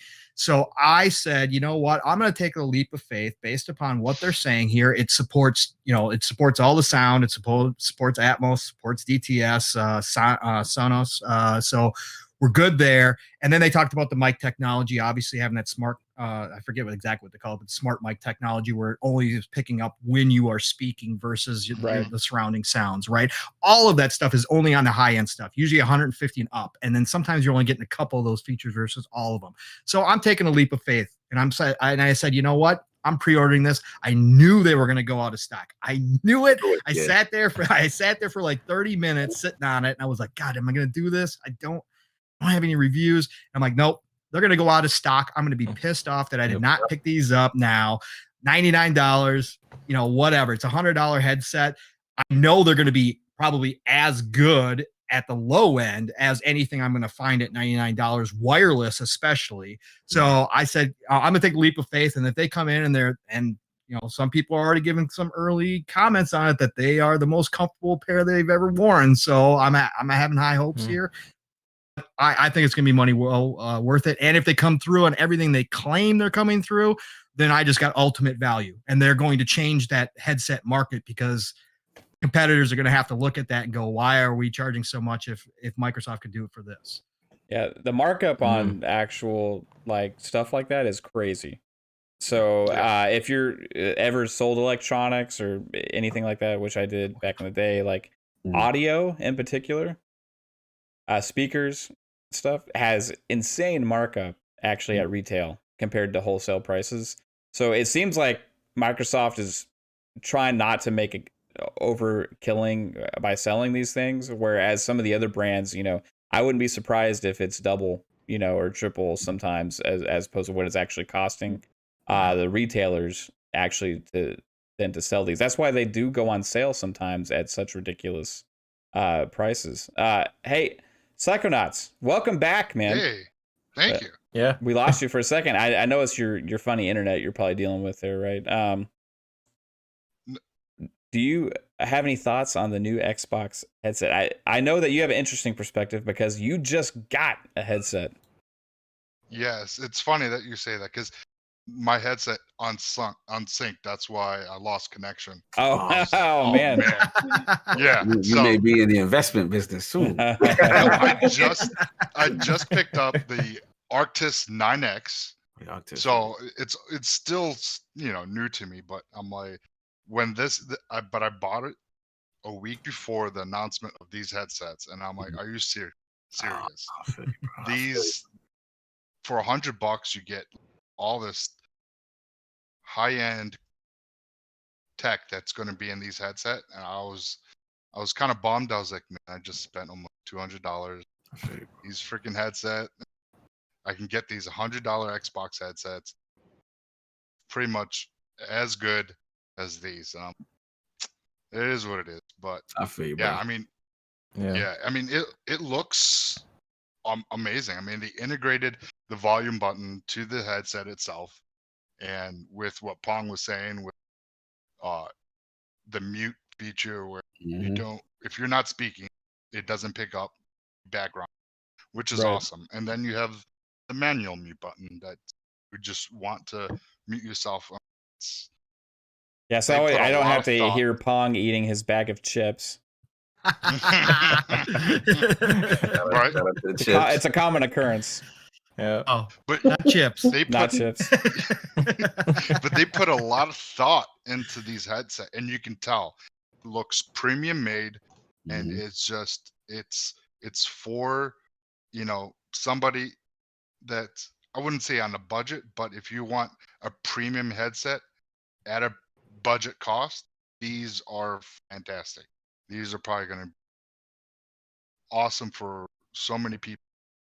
If you haven't or looking for a headset, get your hands on one of these. I'd definitely recommend grabbing these up. I think Best Buy had them yesterday. I was telling you, Mav. Yeah, they still have them as of like right before the show. I was about to pull the trigger, but like these work, So it's like I made a tweet like right after they announced this. I was like, I'm gonna go tell Kate that my headset's acting funny, but it's not really, so I mean it's working, and until I start getting some weird stuff, I'm look at her face like he's looking to come up with an excuse to get this. I'm involved in this community now, and I would know that's total bullshit. Yeah, I know. Yeah, but I would say if you're gonna get a pair, get me one too. Yeah, see, there you go. Get two. There you go. There you go. Pre-order. There you go. We're on it, babe. It's gonna happen. I pre-ordering as we speak. I have a 1S actually that I don't use anymore. I'm gonna go trade that sucker in or sell it. It's worth $200 right now still, so I can get that and I can go. Do it and get us some headsets, babe. Yep. Let's go. Yeah, let's do it. Look at that. Hey, 3-Bit, what's up, man? Hey, are you in the market how's it going? for a headset? Not currently. No, but right now I have the A40s. It works just fine. Yeah. At first I was having syncing problems. I think Pong actually helped me. I think it was you, Pong. That's basically told me to firmware update it, and then because they made an update just for the Series X, and then I was wondering why I couldn't hear game audio. Because when I first, I could talk to people, but I just couldn't hear the game audio, and that was really bugging me. Yeah. But yeah, I updated it, works just fine. Until it doesn't work fine, then I will invest in that because it looks really cool. I like the Bluetooth features, some of the things you guys were talking about with like the syncing. Like I believe I even saw a post somewhere by one of the engineers of it where he was basically talking about how it's kind of like using similar technologies to the controllers, like how it syncs to the Xbox kind of like a controller, but you can also use it for different devices at the same time. That sounds really cool. Different devices at the same time? No pun intended. Oh yeah. I don't know. Yeah. So we'll cool, see. Man. Bluetooth, So yeah. I will definitely get it if my thing breaks. It sounds really cool. So no pun intended, but yeah. Yeah, I'm hoping these start to cut out soon, so I don't feel like I wasted them. But I'm still gonna go. I'm gonna go for it and get them. If you're like me, you have a headset graveyard. Right? Do you guys have a headset graveyard? Mine is like in a cabinet in a box, and I got like 7 headsets in there where it's like there's something is I got wrong a bunch with of it. Turtle Beaches Oh yeah, Yeah. shout out to Turtle somewhere. Yeah. Yeah, I got a couple That's of what those. turtle beaches are good for. Yeah. That's fine. They usually last like a year or so. Then it's always the cords, they get short Yeah, and stuff. sure. And then you look at the price of getting one of the 2-way headset cords, and it's like 20 something bucks, or it's like okay, $50 for a new headset. And then anyway, but yeah, I got. If you look real close, they graveyard. all come with expiration dates right on the package. Oh damn! So they're like milk. I'm hoping these don't. Oh, I just want a durable headset that works and I don't have weird audio issues with, right? Now, yeah. a lot of people really want that, $300 sound where you have like the 7.1 mega loud, like crazy sound. But most of the time I'm gaming, I'm chatting with people, right? While I'm also playing, and you're not having the craziest loud audio for the game at that time anyway, right? So for me, like, this is perfect. It's like you still have that like Dolby Atmos experience for $100, but you're not going out and breaking the bank for something that you're maybe not really going to truly get the full experience with most of the time anyway, right? Just because when I play games, I'm usually talking to people. But cool, guys. True. Anybody else have any thoughts on the headset?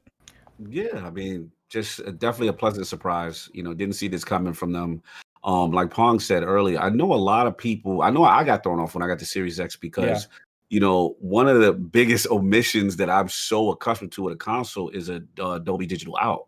And there's a lot of headsets that require that. I know the Astro community, a lot of people have to use alternatives, and that was a concern. So for me, I definitely was in the running looking for one. Wireless was big. I didn't want to be tethered. You know what I'm saying? And look, I've been rocking with the rigs and stuff like that. And Dolby Atmos is transformative to me. You know what I'm saying? Dolby Atmos is really, I love that technology. So to see them support that, the DTS-X, like they've got a lot of the major, kind of sound technologies in it. The value that they're giving you for $99 is pretty amazing. Now we do have to hear it. We see how the audio quality is. Yeah. We do have to feel it. We have to see if the comfort level is there. Those are things obviously you won't know until we actually get them. But like you said, like I think Pong said earlier, and one thing is a testament to the Series X build quality. So it's us putting in that faith, right? That blind faith, like Pong was saying, like, hey, you know what? Based on how the Series X is built, I'm a little confident that they should do their thing with that. And then for me, how I look at it is one, USB-C. That's huge for me. You know what I'm saying? The fact I could charge that, the charge time seems pretty good. And then I'm an xCloud guy, so I want to test that out with an Android device. I want to be able to do a multitask and just go back and forth between devices, whether it be, phone, my Series X, and PC. So this kind of serves like a jack of all trades for me. So once I seen it, I was like, bam, y'all getting that money. Pre-order going down immediately. Like I'm not even hesitating on this one, man. And yeah, it looks like the rig's gonna be in the bushes for a little bit until you know what I'm saying? So it is what it is. But this is this looks. I mean, it's got an equalizer, bro. Like it's got all type of. And to be able to control it all from the Xbox too. Bro, Yeah, you can Dash. control it Are from you the kidding me? Xbox. Bro, That's the That's biggest so thing. convenient. like 3-Bit has always said, as a tech, I appreciate these things, right? These are the little things that you want to geek out and customize and tweak to your liking. And these are the things that Xbox tend to provide. A lot of people say why people like the Xbox ecosystem so well. These are the reasons why. Like the feature set, it's very convenient and all these options. So yeah, I'm in, man. Day one, I'm in. It's a go. It's already pre-ordered. I'm waiting now. Yeah, I'm not getting jealous now. You get We got to make this happen. Said I've you're a okayed it. Look, we got the Okay. timestamp. Lady Caitlin said it's a go. You Yeah. better put the order in now before she change your mind. No, As long as it it's- gets it's one for gonna- me. Exactly. Double order in. That's it. That was Yeah, also the bonus two. for me too. That was also the bonus for me because the wife knew I was looking, and so I had prepped her. And so then I'm like, "Hey, I got my new headset," and she looks at me. She's like, "How much?" I'm like 99, and she's like, "Oh, that's all?" And I'm like, "Yeah, that's See? all." And Yeah. she's like, "Oh, okay, all right." Good sell, bro. Great Good price. sell. Yeah. Yeah, the price is. Oh, yeah. unbelievable. We've gotten accustomed You now can't beat the to price. paying $200 to $300 for premium And headsets. let's be right? real, man. They could have said 200, 300, and we still would have been like, you know what? Yeah. For what they're offering, that's would have worth been. it. Oh yeah. You know, Yeah. that's like comparing to the other ones that are $200 to $300, but this is the Xbox brand. We're gonna get Xbox compatibility. We're just gonna get the extra features with the equalizer and the interface, and it could be like, okay, yeah, this is like I'm sold. But you know, Who knows? they're not interested. I think they're interested in enhancing the experience more than they're interested in making a huge killing on something like an accessory to the Exactly. console. It's different where, you know, if you're Turtle Beach or you're, you know, any of these other companies, that's what your whole business is. That's where you have to make your money. Microsoft doesn't have to make a killing on these accessories. They want people to have the best experience on the console so they can subscribe to Game Pass. And if they see less dollars on an entry point, like $299 Series S, $100 headset, you know, all of these things factor into that. It was smart for them to have this because, you know, most gamers nowadays play with a headset.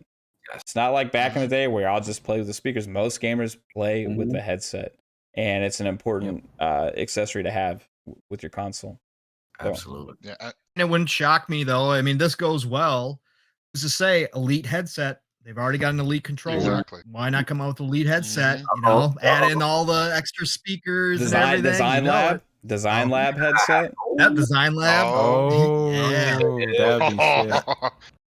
Bring it on Xbox. Hey, I just can I get can I get royalties on that Xbox if you do it? It just came out of my mouth first. That's it. That's it. The The Design Lab speculation headset. headset. Oh, dude, yeah. And they're definitely not cutting corners with that headset. So Yeah, they're not. I want Xbox. This No. is if Xbox Pope hears this podcast by chance. Hey, can you start doing mock-ups of Xbox headsets with games? oh That would be Must have. sick. yeah, Let's with make it his happen. designs, console controller headset. Oh, Yeah. Yeah. Yeah. He's been hinting at Let's go. secret meetings with Xbox recently. You know what I mean? So we'll see we'll see what's going on there. All right, babe. What do we got next? Sure. Next is Sega and Game Pass. Okay. So there's this, and then after this topic, I'm gonna give Cog the chance to sell everybody Destiny 2 on Game Pass.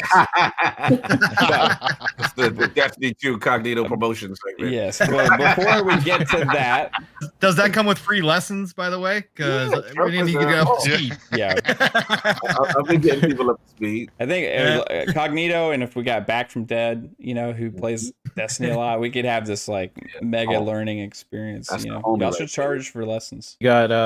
You got Pong and Mav selling Division 2, and then we got you. We've sold a lot of Ubi's copies, I Destiny. think. Have sold a lot of copies. Yeah. Ubisoft, we're still waiting on those checks. So, Yeah. Oh I'm telling yeah, you. most definitely. Yeah. Facts. Hey, so Sega had kind of made some comments about Game Pass. I saw this on Twitter, and it was on, I think, purexbox.com, where there was comments about some of their games. Actually, they're seeing like such an increase in sales on some of their games, and it's been working for them. And it helped propel one of the franchise, 2 Point Hospital, they said, it helped propel the franchise to over 3 million players worldwide. It's a huge benefit of being on Game Pass. It strengthens the exposure you get to a huge first-party audience. That surge in engagement, in turn, helps to further establish your product in the marketplace. It's great for us, and it's great for consumers who get to experience something they may not have engaged with outside of the Game Pass model. The reason I'm bringing this up is because that, first off, that's very well said, and that's coming from an actual publisher's point of view, right? On how Game Pass can actually be a positive, not just for Microsoft, but for the publishers and developers of the games that are being flooded into Game Pass, which maybe this is why we keep seeing more and more of them enter the ecosystem. Because maybe it works. Maybe it's a good thing, and maybe this partnership with Sega is going to keep increasing because of the positive outlook, and we may be seeing more Sega games and franchises that we all love enter the Xbox ecosystem via Game Pass. Maybe, just maybe, even some of these Atlas properties that Persona. like Persona Sorry. and stuff like this could possibly come to Game Pass. There has been hints, there have been rumors. Where do we see this Sega and Game Pass partnership going from here, short of an acquisition? Let's put the acquisition possibilities aside, because I think it's still a chance, but let's assume that it's just a partnership. Where do we see this going from here? We'll start. I guess we'll start with Psychonauts this time, man. Like, do you think this is gonna keep going? Oh, most definitely. I think I said something the last time I was on your show, how Sega and Game Pass is going to be, there's going to be a partnership, and it's going to, things are going to be announced. I mean, we already seen, all the Yakuzas on Game Pass now. Mm-hmm. Phantasy Star Online 2, Alien Yep. Isolation, I don't think 2 Point Hospital. Yeah, 2 Point Hospitals on Game Pass. Oh, Yeah, it is. Endless Yeah. Space 2, Streets of Rage 4, and there's so many more, and it's only going to going to grow. And with Sega seeing the growth that it's had with Game Pass, interacting with over 18 million subscribers, they're going to be like, hey, Atlas, I think we should start putting some games over on your guys' games on Game Pass. And, because I think everybody should enjoy all those games, Persona and all them. So it's only going to.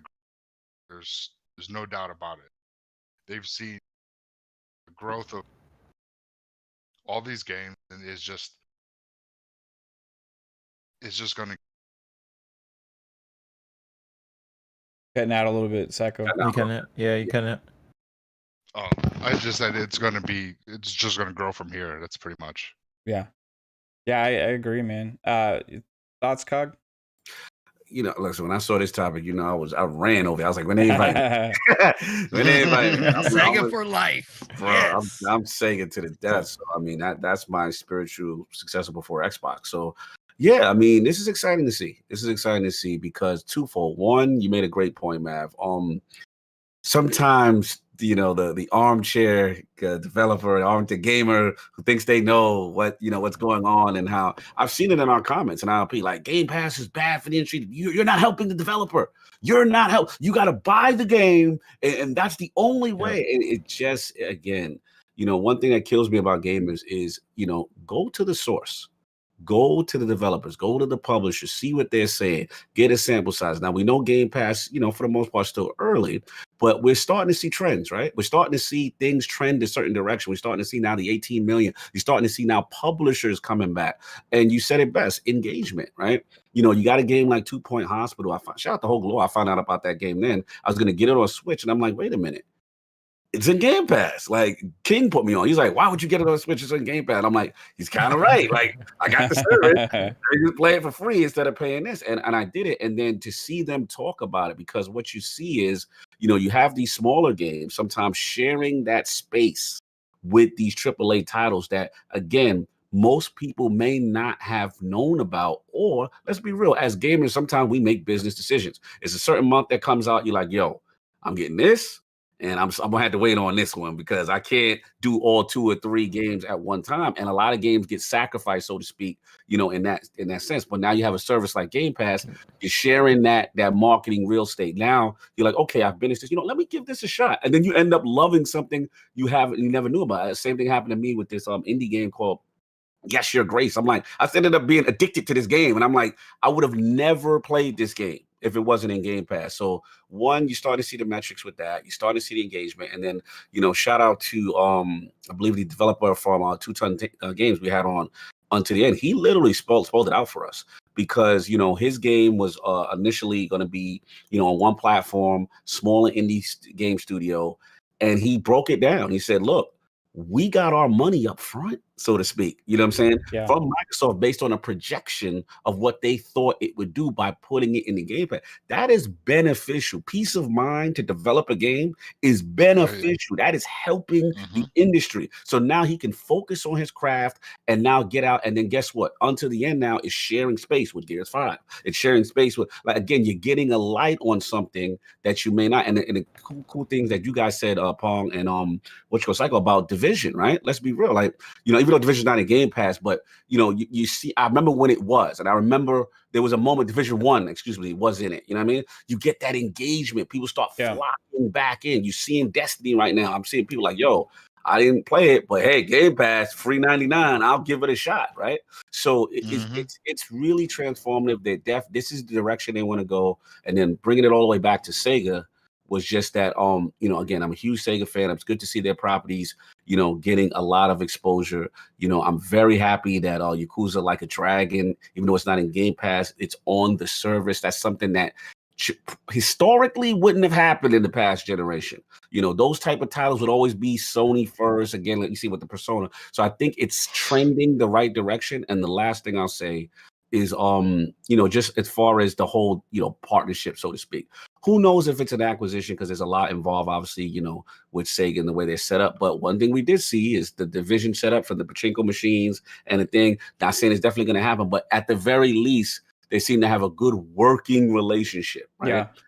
And that's what we want to see going forward. And I think this is going to be really cool for Sega fans. I mean, you know, on the Xbox platform. So yeah, this is dope to see, man. I love to hear these stories and love to see people actually break down from a publishing standpoint the success of Game Pass, not the guy on Twitter who's telling you don't get games in Game Pass because it's you're hurting the industry, you're not helping the dev. Like, we need to stop that. Yeah. Hey, here's just a fair observation for people that if you are interested in buying, not even if you don't like Game Pass, if there's one game that you want to buy, okay, that's in Game Pass, and it just hit, okay, guess what you can do? You can go and you can get a trial for $1, okay, and then you can proceed to purchase that game at a good discount. Reduced discount, yeah.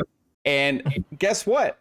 You just got savings, and in the 3 months that you get to enjoy this $1 experience, you can play a lot of other games, and you still got to buy that one game at a discount for less than you would have otherwise. So that's just a little tip for anybody that's against Game Pass or whatever. Hey, you can still take advantage of it in at least some way, and it helps the publisher, right? Yeah. So besides Sega themselves, this is just like, you see where, because of things like this is where the industry's going. Just like movies have gone this way, which is another movies are similar to games. They take development costs, they take production costs, then you release them, and they have a lifespan, right? And then they live on forever, and you make money off of royalties and licensing and all these things.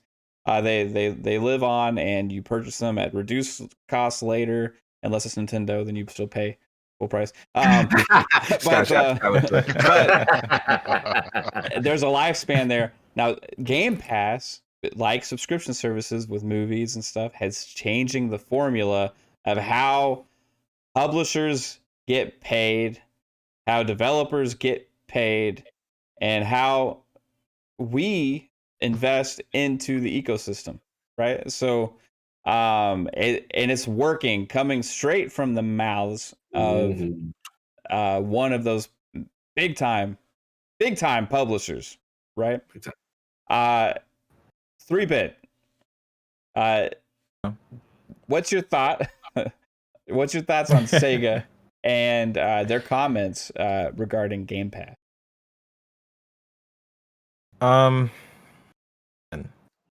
Well, Cog said so many interesting things about Yeah. Game Pass. I think he hit it on the nail with that one. I do think people need to worry about where Microsoft, $1 billion company, is going to get their money. You know, Yeah. like they have Are billions. they They have billions struggling? of dollars. Yeah. Are they pocket They're watching? like people worrying about is Game Pass going to be sustainable. Yeah. I just, I'm not questioning. I'm just like, hey, great deal. I'm in. Thank know? you. Yeah. Like I think people need to think about more about that. Like you're getting a great value, in my opinion, one of the Yeah. best values in gaming. Now, in terms of Sega, I think Sega is just another one of the developers that has said what Game Pass has done for them as a studio. And I know Atlas, just from what I've been hearing from Atlas, they are very stubborn about putting their games on other platforms. And I think they're seeing the success of the Yakuza series. I really hope that they see that, like, okay, Persona, maybe we might try that out, especially because of Sony right now pulling out of Japan. Really, you know, right now this is a great situation for Microsoft to be in, because of Sony and seeing Japan as less of a priority. I would say not only do you see articles talk about this, but some of the fans over there are, have said they feel a little bit sidelined of what's going on. If anyone wants to correct me on that, then sure, but that's just what I've been hearing. That's accurate. So I love Sega. I just heard about like a Crazy Taxi game too. That was my jam as a kid. I would love to see this partnership grow into something like EA Pass, like the EA Pass, where you get like a Sega collection, because Sega has so much great They have just a lot of IP, a lot of IP that that can really be great in Game Pass. So I really hope that the success of the Yakuza series and future games going forward really just benefits the partnership. And acquisitions is a side thing. I don't think that's going to happen, but who knows? I know that right now Microsoft and Sega, they are very close. You see Aaron Greenberg posting like hedgehog pictures on Instagram. So we know they're close right now. But in terms of what games I would like to see, I would like to see just like a Sega collection, just all types of Streets of Rage games, everything on there. That make that happen. I would love remastered, brought up to speed, please. Yeah, that would be amazing. Yes. There's already some Sega collections out there, but if you go and play them, it's like, oh, okay, it's like it feels kind of old. But if they had actually went and took the time, because you're right, Sega has so many freaking IPs, dude. I remember it was on. I was listening to one of Boom's shows, and like he was talking about Sega and everything, and I was looking on Wikipedia just at the Sega IPs, and I started like blasting them out in chat. I was like, holy crap! Like the Altered Beast and Afterburner, all these like games that I remember playing like back in the day. Jet Set Radio, Jet was Set that Radio. Sega? Jet Set Radio. Jet Set Radio. Jet Set Radio. Yeah. Oh yeah. Yeah. Dreamcast. Let's go. So many, and I think the only reason that I would want the acquisition to happen is because of the amount of developers that Xbox is growing have. I think it brings more of a possibility to bring some of those other IPs back, as opposed to with Sega just in control of it. They're real limited with the development power that they have to bring out franchises. They're more limited. So with Xbox acquiring IPs, not that Xbox hasn't done a great job themselves with all of their old IPs. They have a lot in the bank that they can pull out and say, all right, let's make this. We finally got Perfect Dark coming. We're still missing the Banjo-Kazooie and so much more, right? But with all of these other studios that they have, I think it's more likely we're going to see things like happen. And there's some diamonds in the rough within Sega that could be brought back and become huge properties. The same with Xbox. That's one of the things that when they make these acquisitions, it's not just, hey, what are they getting now? It's like, what can they pull from to make new possibilities happen, right? So, hey, Pong, what do you Sure. think this partnership? Where do you think it's headed, man? I know you got some thoughts, dude. You know, I got big thoughts on this, right? So obviously Sega. I mean, my love for Yeah. Sega runs deep. Talk that talk. Preach. Absolutely. You know, so the minute the big thing, there's so many ways to go with this, right? So when you're talking about Game Pass and when Phil went over there, and we know he's been over there a lot, over to Japan, to develop these relationships, right? To start to see the fruits of those relationships coming over. And obviously one of his prime candidates that he must have had marked was Sega, right? They've had that relationship for a very long time. So to see Yakuza's come over here and have success, not just show up and just be like, oh, we got the Yakuzas, yay. People actually trying Yakuza. I have seen so many people fall in love with Yakuza, whether it's been Yakuza 0, whether it's been, any of the remasters. And now all of a sudden, Yakuza Like a Dragon comes along, and people who do not like or have never played turn-based style JRPGs are all of a sudden talking about this nonstop, right?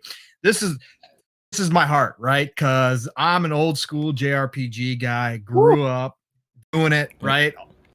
All the generations. Go. But to see this love come and actually be successful is a beautiful thing. And what this does is to have another big publisher like Cog was talking about Unto the End. We've heard from Joe Song of Iron talk about the idea Xbox program and what it's meant to him as an independent developer, right? We've heard these smaller guys already come out and talk about how beneficial it is. Everybody can talk all their BS that they want to about that. It's not, these guys aren't putting games on Game Pass out of the generosity, right? Out of the goodness of their heart, right? They're not going to Microsoft and saying, I don't care, just put it on your system. They're not doing that. There is a reason why we're seeing all these small indie developers jump on board. It's because it is beneficial to what they're trying to do. Like Cog touched on, it takes pressure off of them. They don't have to wait for those royalty checks to start rolling in, which can be inconsistent. They get sometimes upfront money that allows them to just concentrate simply on finishing the game, right? And getting it out into the wild. That's all they have to worry about at that point. But how to see companies, EA already came out and talked about their engagement numbers, right? And we're going to be hearing about engagement. I don't care if people hate that word. It's the new hot word, but it doesn't matter. It's what matters going forward when you have a service like this, right? Netflix changed the movie industry.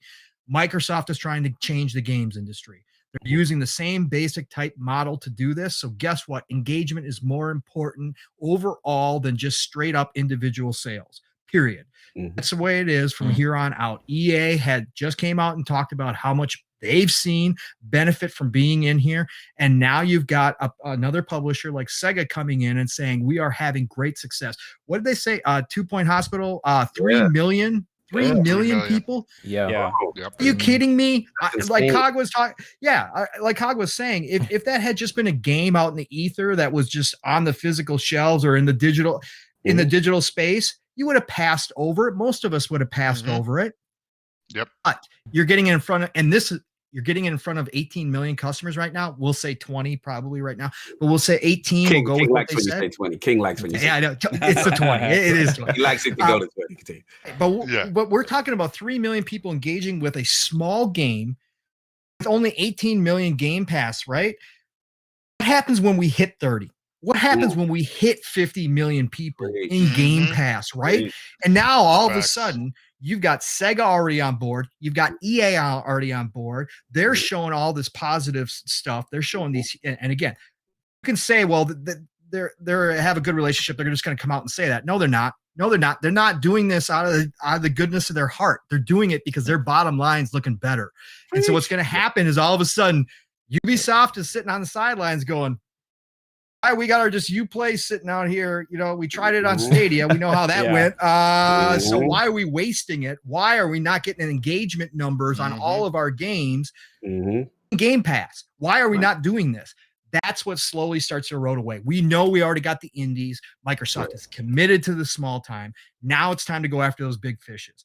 When you start hitting, again, 1 million new subscribers per month without any AAA bangers anywhere to be found. I don't like the word I don't like the word banger, but whatever. Bangers. You know what I mean? Yeah, bangers. But you know what I mean. The big hitters. You have zero big hitters in that service, and you're still averaging 1 million new users a month. What happens this fall, this holiday season, and you got Halo hopping in there day one? You got possibly Starfield hitting in there, right? You got maybe a new Forza in there. Forza Horizon 5, baby, coming in Japan. It's coming this That's holiday. right. That's right. Predictions. What? That's right. Put it What into is gonna Put it into happen? expenses. There you go. Exactly. No, we need it. But what is going to happen when you start seeing that? And then the avalanche starts, because we know how many studios, how many teams are working right now.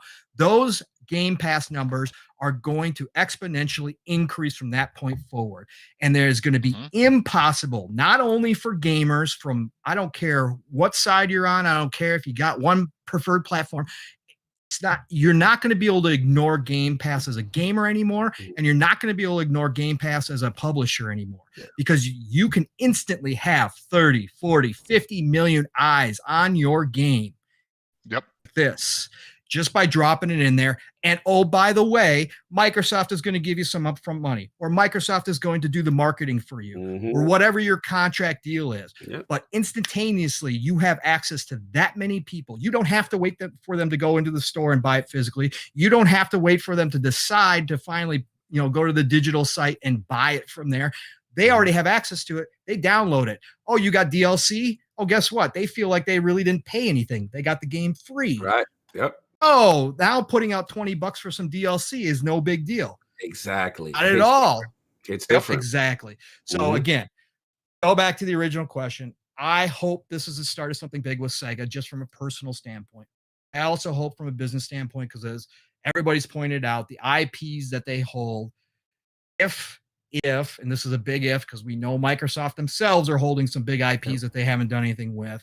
If they have a plan in place to do something big with Sega and use the IPs that are there, I'm all board, right? Sure. Yes, absolutely. Sega has to be going to Atlas right now and strong arming them, because whatever the stubbornness has been, I have no idea. I don't get it. You are a part of Sega Sammy, so why Atlas is not playing ball, I don't get it. But they have to be able to go in there now, slap down the stats, and say, guess what? It's time Persona gets in there. It's time that we try this out. So I hope that happens as well, no matter what, even if it's just a partnership at the end of the day.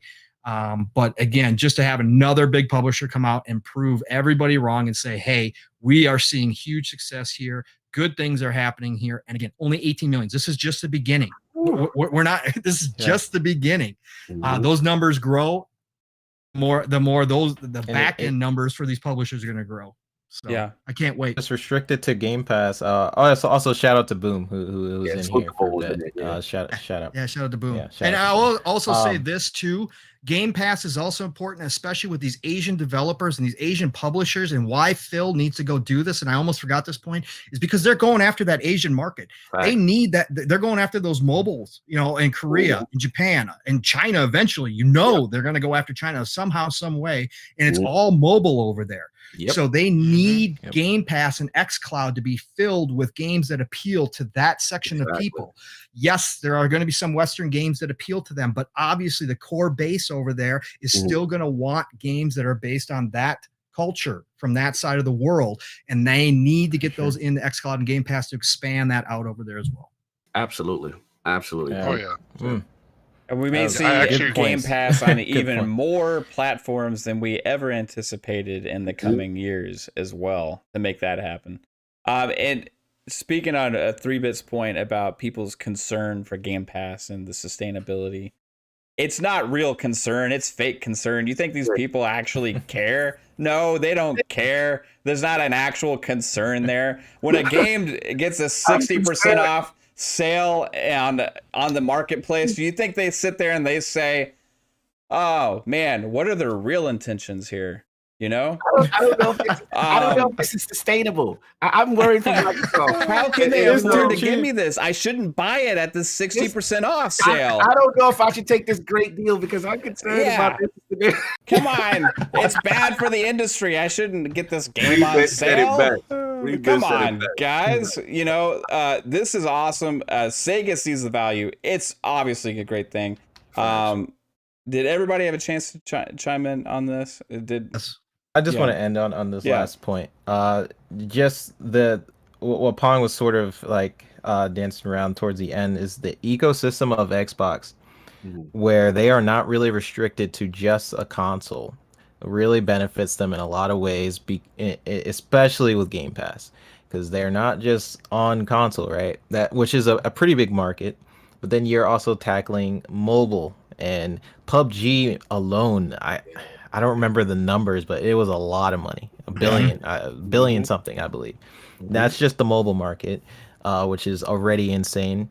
And then you have the PC market. So whenever I see people saying Game Pass is not sustainable and all that, I think about those demographics for all three of those mobiles, console, and also PC. On top of all that, you know, there's crazy growth with just those three, and that's when I really think about the whole exclusive argument. and when people say that they need other consoles to be successful, and I look at those three demographic of console, PC, and mobile, and they can grow with just those three. They don't really need other consoles to be successful. And Game Pass is not only is it an amazing deal, I really think other places need to be looking at this. Nintendo, Sony, start looking at this. They're gonna keep growing. It's not the fact that they should. At some point, they're going to absolutely have to face the reality of the situation. Because 2 or 3 years from now, with all these exclusive games as they hit Game Pass from all these studios that Microsoft has acquired, and they've already said they're acquiring more. All these games are going to be hitting Game Pass, and you can subscribe to that for $14.99 a month and get to play it on PC, on Xbox, on mobile devices, and all this stuff. And then on the other platforms, hey, new game out at $70. You know, and every game that they have that's exclusive is like that.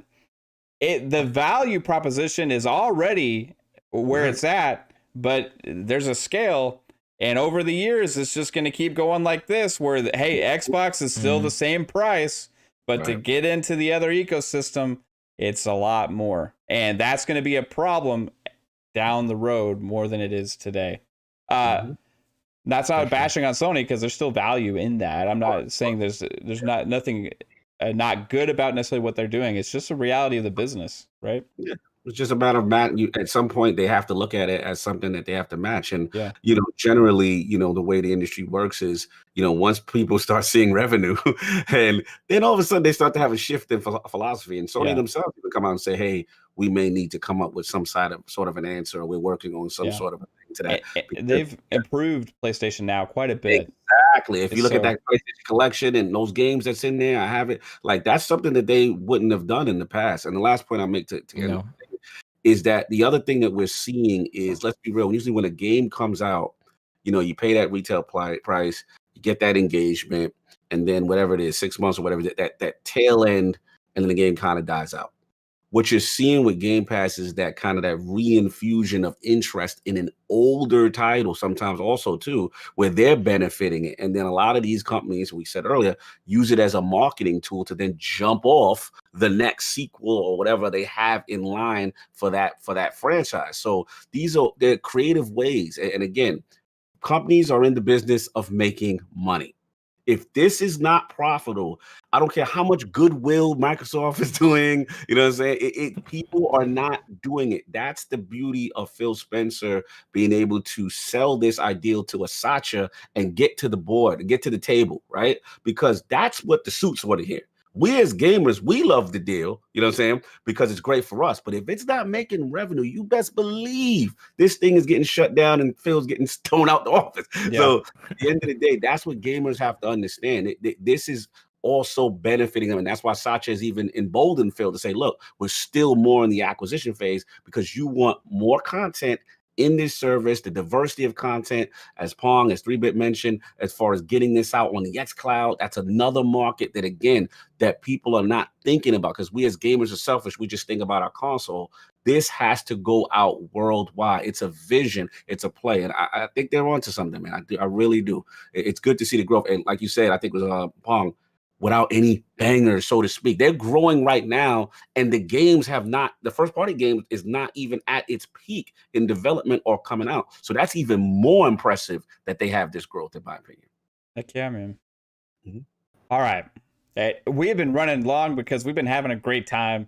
Sorry it's taking so long. We're at 2 hours and 20 minutes, roughly. Hey, Cog, Psychonauts, 3-Bit, Pong. I'm sorry, guys, but we've just been having a great time. Time's flying. So, are you gonna say sorry to me? No, I'm not. Because, I'm sorry, sweetheart. There you go. It's okay. Hey, babe, what's our last topic? The last topic is the Game Pass Game of the Week.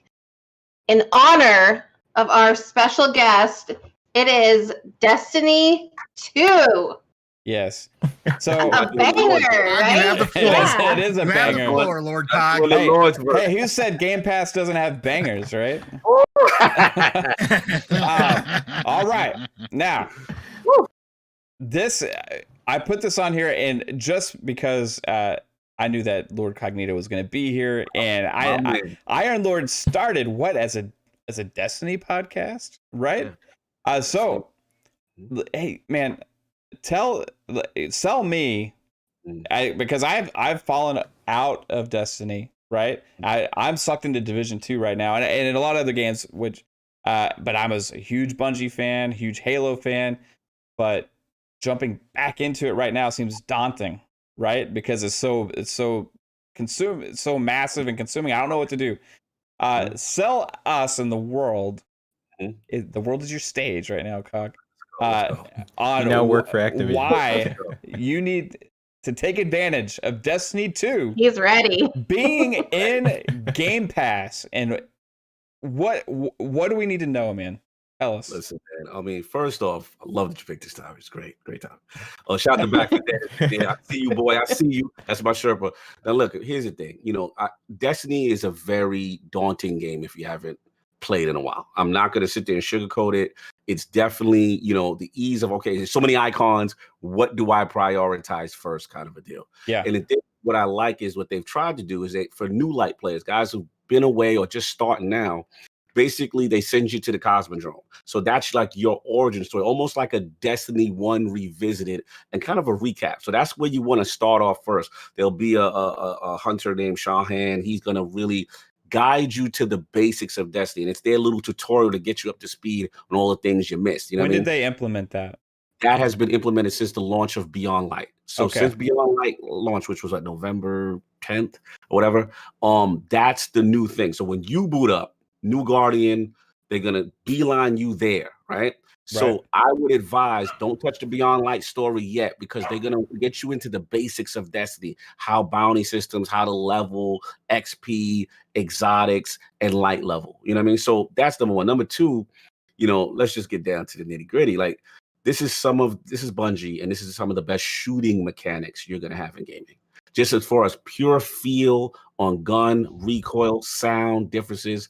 Also, some of the best music in gaming and cooperative experience. I would highly advise, like I said, reaching out to myself, reaching out to my boy Back from Dead. If you guys want to jump in and you're like, hey, Cog, this is still a little intimidating or whatever, we are glad to show you what's important. Like, what's cool about it being in Game Pass, I've become like a full-time Destiny Sherpa. I feel like a college bro. Today's last day. Like, that's really what it's been, because there's so many people that's come to me, and the clan has been full constantly. People are coming to me like, hey, I need to join your clan and stuff like that, because you get free rewards the more you do things together. The pinnacle experience, I'll just say, is the raid. That's what Destiny does better than any other game. This is why people keep coming back, is because from a cooperative standpoint, there is no better cooperative in-game experience than a Destiny raid. 6 players have to fully communicate, team mechanics, counting on your guy to do something. Everyone has a job, and it's really fulfilling. And then the rewards have really been great. So I would definitely highly advise that. Beyond, shout out to cars going by. I would highly advise Beyond Light. That would be the campaign to do it in. The other stuff, the older stuff, is good for narrative stuff like Shadowkeep and Forsaken. I wouldn't say miss it, but Beyond Light is kind of when you want to jump off and then you go into the season. But yeah, highly recommend it. Destiny's in one of the best places it's been, as you can see the announcement from Bungie. Unfortunately, Destiny's in this weird place where the hardcore community who want to make videos every day about the game, they get mad because they blaze the content out. And they're like, I have nothing to do, even though they have like 2,000 hours in the game, right? They're like, I have nothing to do, and Bungie needs to make content for me. Whereas you got guys like yourself. He's got to have that voice. Yeah, that's the guy. You make it for me, and I want to do every day. You know what I'm saying? Like, guy, you can't complain when you got 3 million hours in the game and you've consumed the content at an unhealthy rate. That's just not normal. You know what I'm saying? Most people have jobs, and most people have things they have to do that they just have to play at a specific pace. So Bungie's in this place right now because they're in a Game Pass, right? They're in all these, but like, they're getting this new user, and especially with the 60 frames, as you Division guys know, 60 frames changes everything. Yeah, that makes it a whole everything. So at the end of the day, it's one of those things that they are actually doing well. You know what I mean? So, like I said, hit me up. You got back from there. If you want to get in the clan, you got to check in on every Tuesday because we take attendance on who's not playing. And that's how they kick people out. It's that point. We got like, yo, bro, you didn't log in last month. So your attendance, we're going to have to get you out of here. But, if you show yourself, you prove yourself, you could be back in the crew. But it's that bad. This is hardcore. Join the Destiny class. And the last point I'll make is how you know it's doing well is if you go on Xbox Live, there's a metric. It's games most played. Destiny's been out for 6 years. At the end of the day, I mean, you think, okay, maybe top 20 would be fine. I mean, this is an old game. You got the Warzone. To see this game always in the top 10 consistently, you know what I mean, is pretty amazing. I've never seen a game last. I've never played a game for this damn long myself. I'm like amazing myself. But yeah, man, like I said, we got you. Any of you guys, want to get in 3-bit, I sent you that fix. See if you get your error done. Pong, you already know. You're welcome. Let me know. And Mav, you already know what time it is as well as Psycho. If you guys are interested, I have no problem. We've got a huge clan. Everyone helps each other out. It's a really cool community, man. So yeah, check us out, man. It's really fun. And if you want to learn more about it, I gotta plug a little bit. You know what I'm saying? Check out my the other podcast I do, which is Last Word, which is with my brother Ebontis, and I would highly advise you subscribe to his channel because the thing about Ebontis, which is great, is he doesn't talk down to people. He assumes like you've been away. And he brings you the information in a very simplistic and efficient way. He say, hey, this is what you guys need to focus on. His videos are actually, he knows how to talk to the new guy because a lot of Destiny guys are kind of ego, like, oh, you don't know about such and such. Like it's none of that. It's just really helpful, really informative stuff. So that's awesome. Yeah, and he's just soft spoken. He's a great guy, man. So yeah, Last Word podcast. Awesome. I do that with him every Friday. So right on, man. Hey, Cog, can I get your opinion real quick since we're talking about Bungie? Just real quick, off the top of your head. Where do you think the money came from for their expansion? You mean from yeah. Okay. For the big expansion that they're doing. Listen, man. I mean, you got a combination of things. It's one, they had a little inflection from NetEase, right? They had that earlier. But I told people they've been quietly grabbing bags from people. They grabbed the Stadia bag. Let's be real. For them, I told people for it to be in Game Pass, they could have left it free to play base version in Game Pass, and that would have been phenomenal. The fact that the entire new content expanded, that was unheard of. That Beyond Light was in it. That was a big deal. That's a big deal. Like they're launching their new content in it free of charge. So, and then you get Shadowkeep or whatever. So I think it's a combination of that. Also, I gotta say it, and Destiny fans, if you in there, you guys know it's true. It's a guilty pleasure.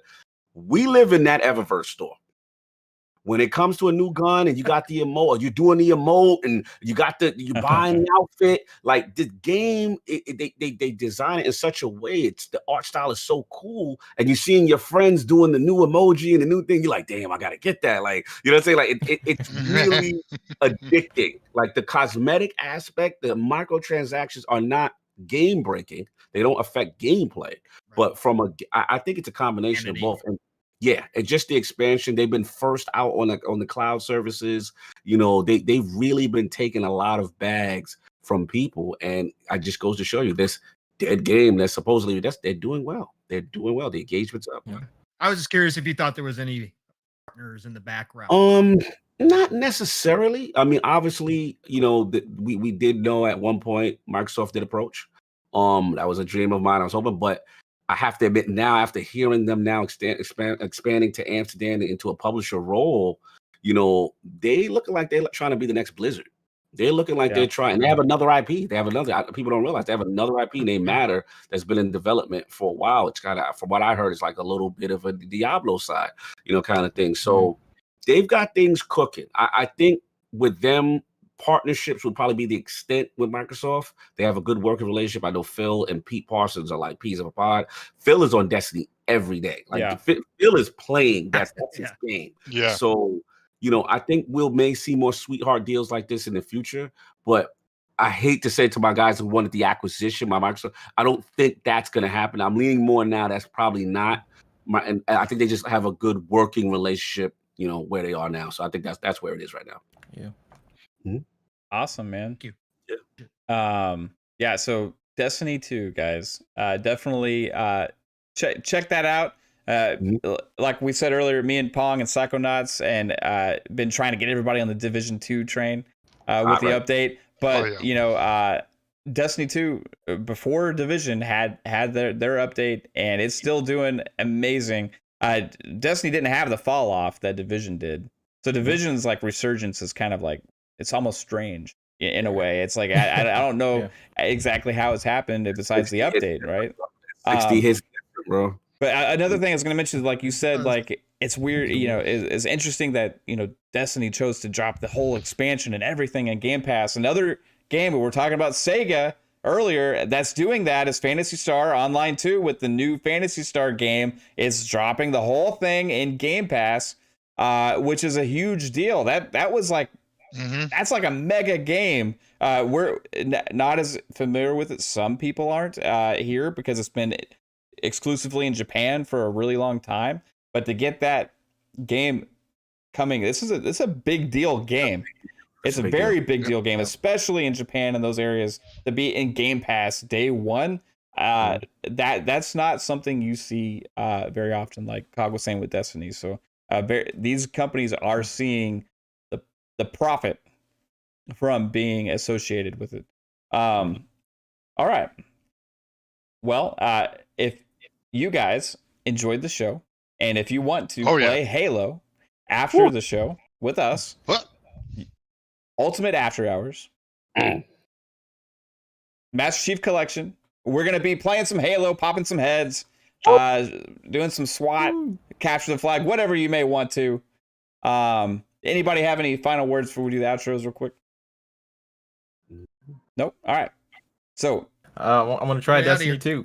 I gotta get to work. And that fix, brother. Give it a shot, brother. That's it. So our esteemed guest, we'll start with Psychonauts first. Hey, where can everybody find you? Well, starting Sunday, you're going to find me here with Mev and 3-Bit with Fun Pop at 3 p.m. Yes, sir. You can find. That's going to be exciting. I can't wait. And you can find me on Twitter at Psychonauts8 and Xbox Live at Psychonauts. Yes, sir. All right, man. And hey, Mr. Also esteemed guest, Lord Cognito, who brought a lot of energy today. Thank you, sir. And sorry again, it's taken so long. But what and where can people find you on? First off, man, thank you for the invite, man. I was at the Lords, the Xbox Ultimate Lords. You know what I'm saying?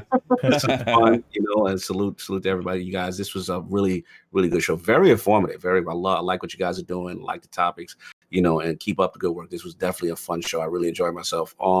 Yeah, you know me at Lord Cognito on Twitter. Really appreciate the support. Really appreciate the retweets. I see it from you guys. Whenever I see you guys in chat, it really means a lot. You guys always show love whenever I'm also guesting. So much love on that. But yeah, Iron Lord Podcast, man. Every Sunday is the Lord's Day. You know what I'm saying? Check us out, man. 1 p.m. Eastern. This week, I think we'll have the Everborn Saga, one of your podcast mates. Hey, you know what I'm saying? Yeah, good guy. So we'll have him on. We'll talk about talented guy. Yeah, very talented, very talented. So we'll have him on. We'll talk about his game and stuff like that he's getting, things he got going on, as well as the similar topics that you have posted here. So we get that going. And yeah, man. And again, lordsofgaming.net is the website. Please check us out. A lot of good talent there. This is from the gamers, from the community. A lot of passionate stuff. Not try to stay away from the clickbait stuff, but more opinionated, personal stories. Check that out. And like I said earlier, Last Word podcast with my brother Ebontis. If you're getting back into Destiny, you got the fever, you know what I'm saying? Check us out there, man. And I really appreciate you guys. Again, the invite was great. I had a lot of fun. This was really cool. And I gotta hope to get you all on Iron Lord Podcast at some point in the future. The schedule's a little crazy lately. I know. Vaughn's like, yo, hit me up.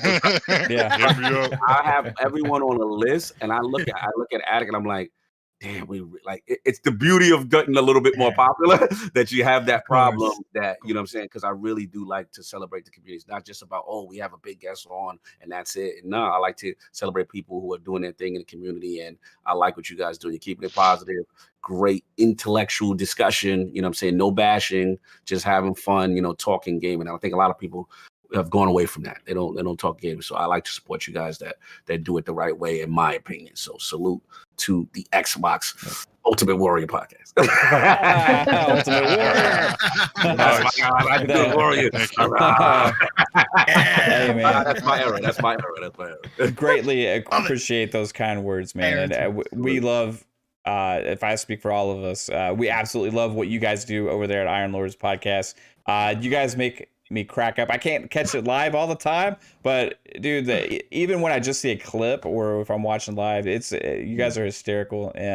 I think I told you this before, guys. I think your laugh is infectious, and the positive energy that you bring, and King David and Addict and all the guys, all the guys on Iron Lords, just y'all are great. And we were honored to have you on the show today. So hope we can have you back in the future. Oh, absolutely. We'll do it again for sure. All right. Hey, my man, 3-Bit.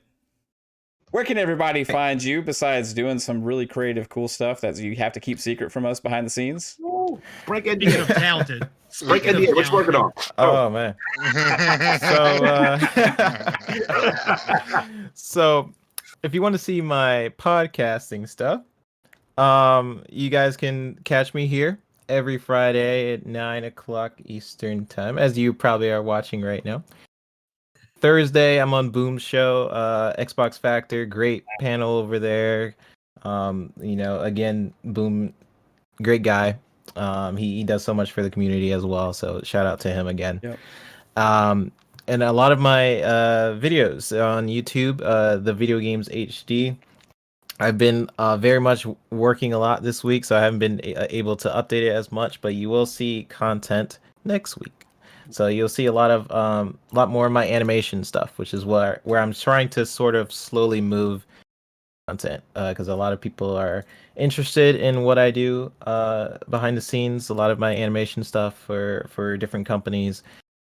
So many stories. I think that's where I'll start to move my content. So if you're interested in that, YouTube channel is the Video Games HD. My Twitter is the VGHD. You'll catch me on those two shows. So pleasure having you on, Cog, and Psychonauts. Always a pleasure being with you as well. And this whole panel, it's always fun being with you guys every Friday. So thank you so much, and I'll see you guys on the next show. Awesome, man.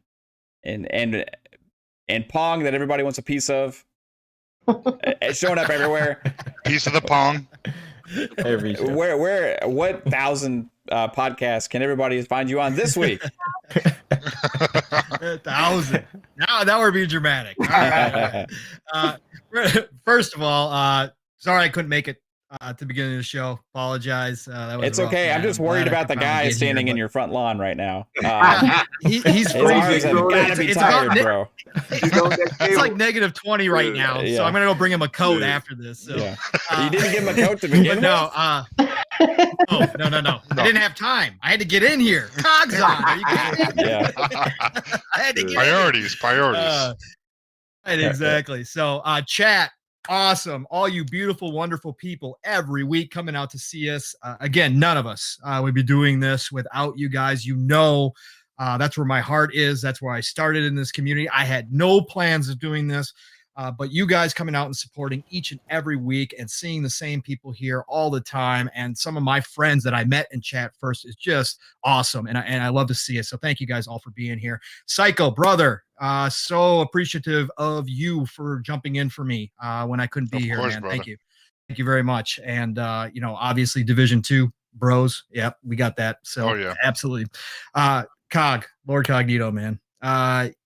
Iron Lords, this is personal, but when I jumped in the community, there was a few shows I found off the bat, and Iron Lords was one of them, and my Sundays. And you guys are an inspiration. Now that I decided to start doing this, you guys are a major inspiration.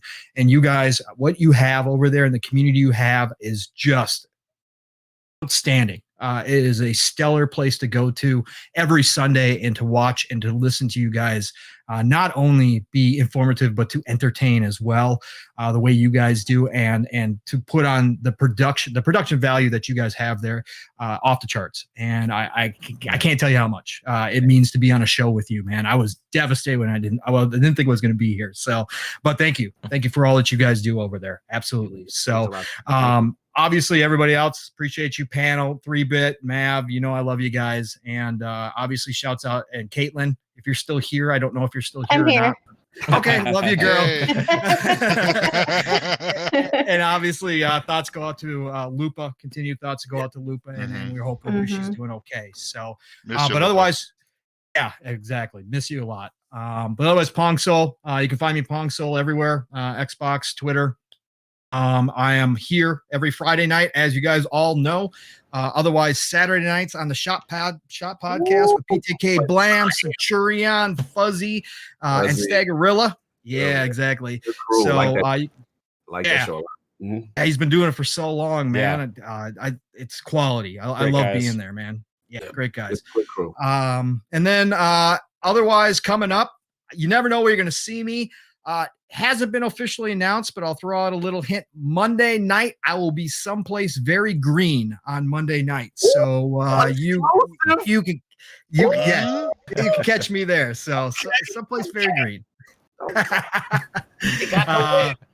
Exactly. So again, don't know where else I'll show up, man. These invites just keep coming in, so we'll see. But that's it man. for now. Awesome. Nice. Yep. All right. And last but definitely not least, hey babe. Hi, honey. So where can everybody find you? You can find me on Twitter at CaitlinX0615. You can find me on Xbox at XOX. I'm so fancy XOX. I'm so fancy. I like that. I made it years ago. Okay, I'm keeping it though. Yeah, there was a different top 100 at the time. And you can find me here every Friday. Salute. Yeah, and hey guys, starting this Sunday. This Sunday is the Sunday that it is going to begin. We have a new podcast premiering on the Fun Speculation YouTube channel. It is called Fun Pop. We are going to be talking all things movies, TV, games, and more. Lots of fun topics we're going to have. This week, we're going to break down the Mortal Kombat trailer, as well as some insight and thoughts on WandaVision. So we're going to have a lot of fun, and I'm going to be joined graciously by my two co-hosts, 3-Bit and Psychonauts. We're looking to bring that to you every Sunday going forward at 3 p.m. Eastern. Look for some awesome interviews we're possibly going to have in the future with maybe some I don't want to say. I don't want to. Yeah, some pretty cool people. I'll say that. Some pretty freaking cool people. Okay. So I can't say too much because I want to make sure it's official first. But hey, things are going to be pretty cool over there. Kate did a lot of overlays. She just made for that, so you get to premiere that on Sunday as well. So I hope to see you guys there Sunday at 3 p.m. Eastern. And thank all of you in the chat for hanging out with us. It's been such a fun show today. See you guys on Halo in just a little bit. And until next week, you guys have a badass time. Take it easy. Bye. Bye, everybody. guys. Peace. Hi guys.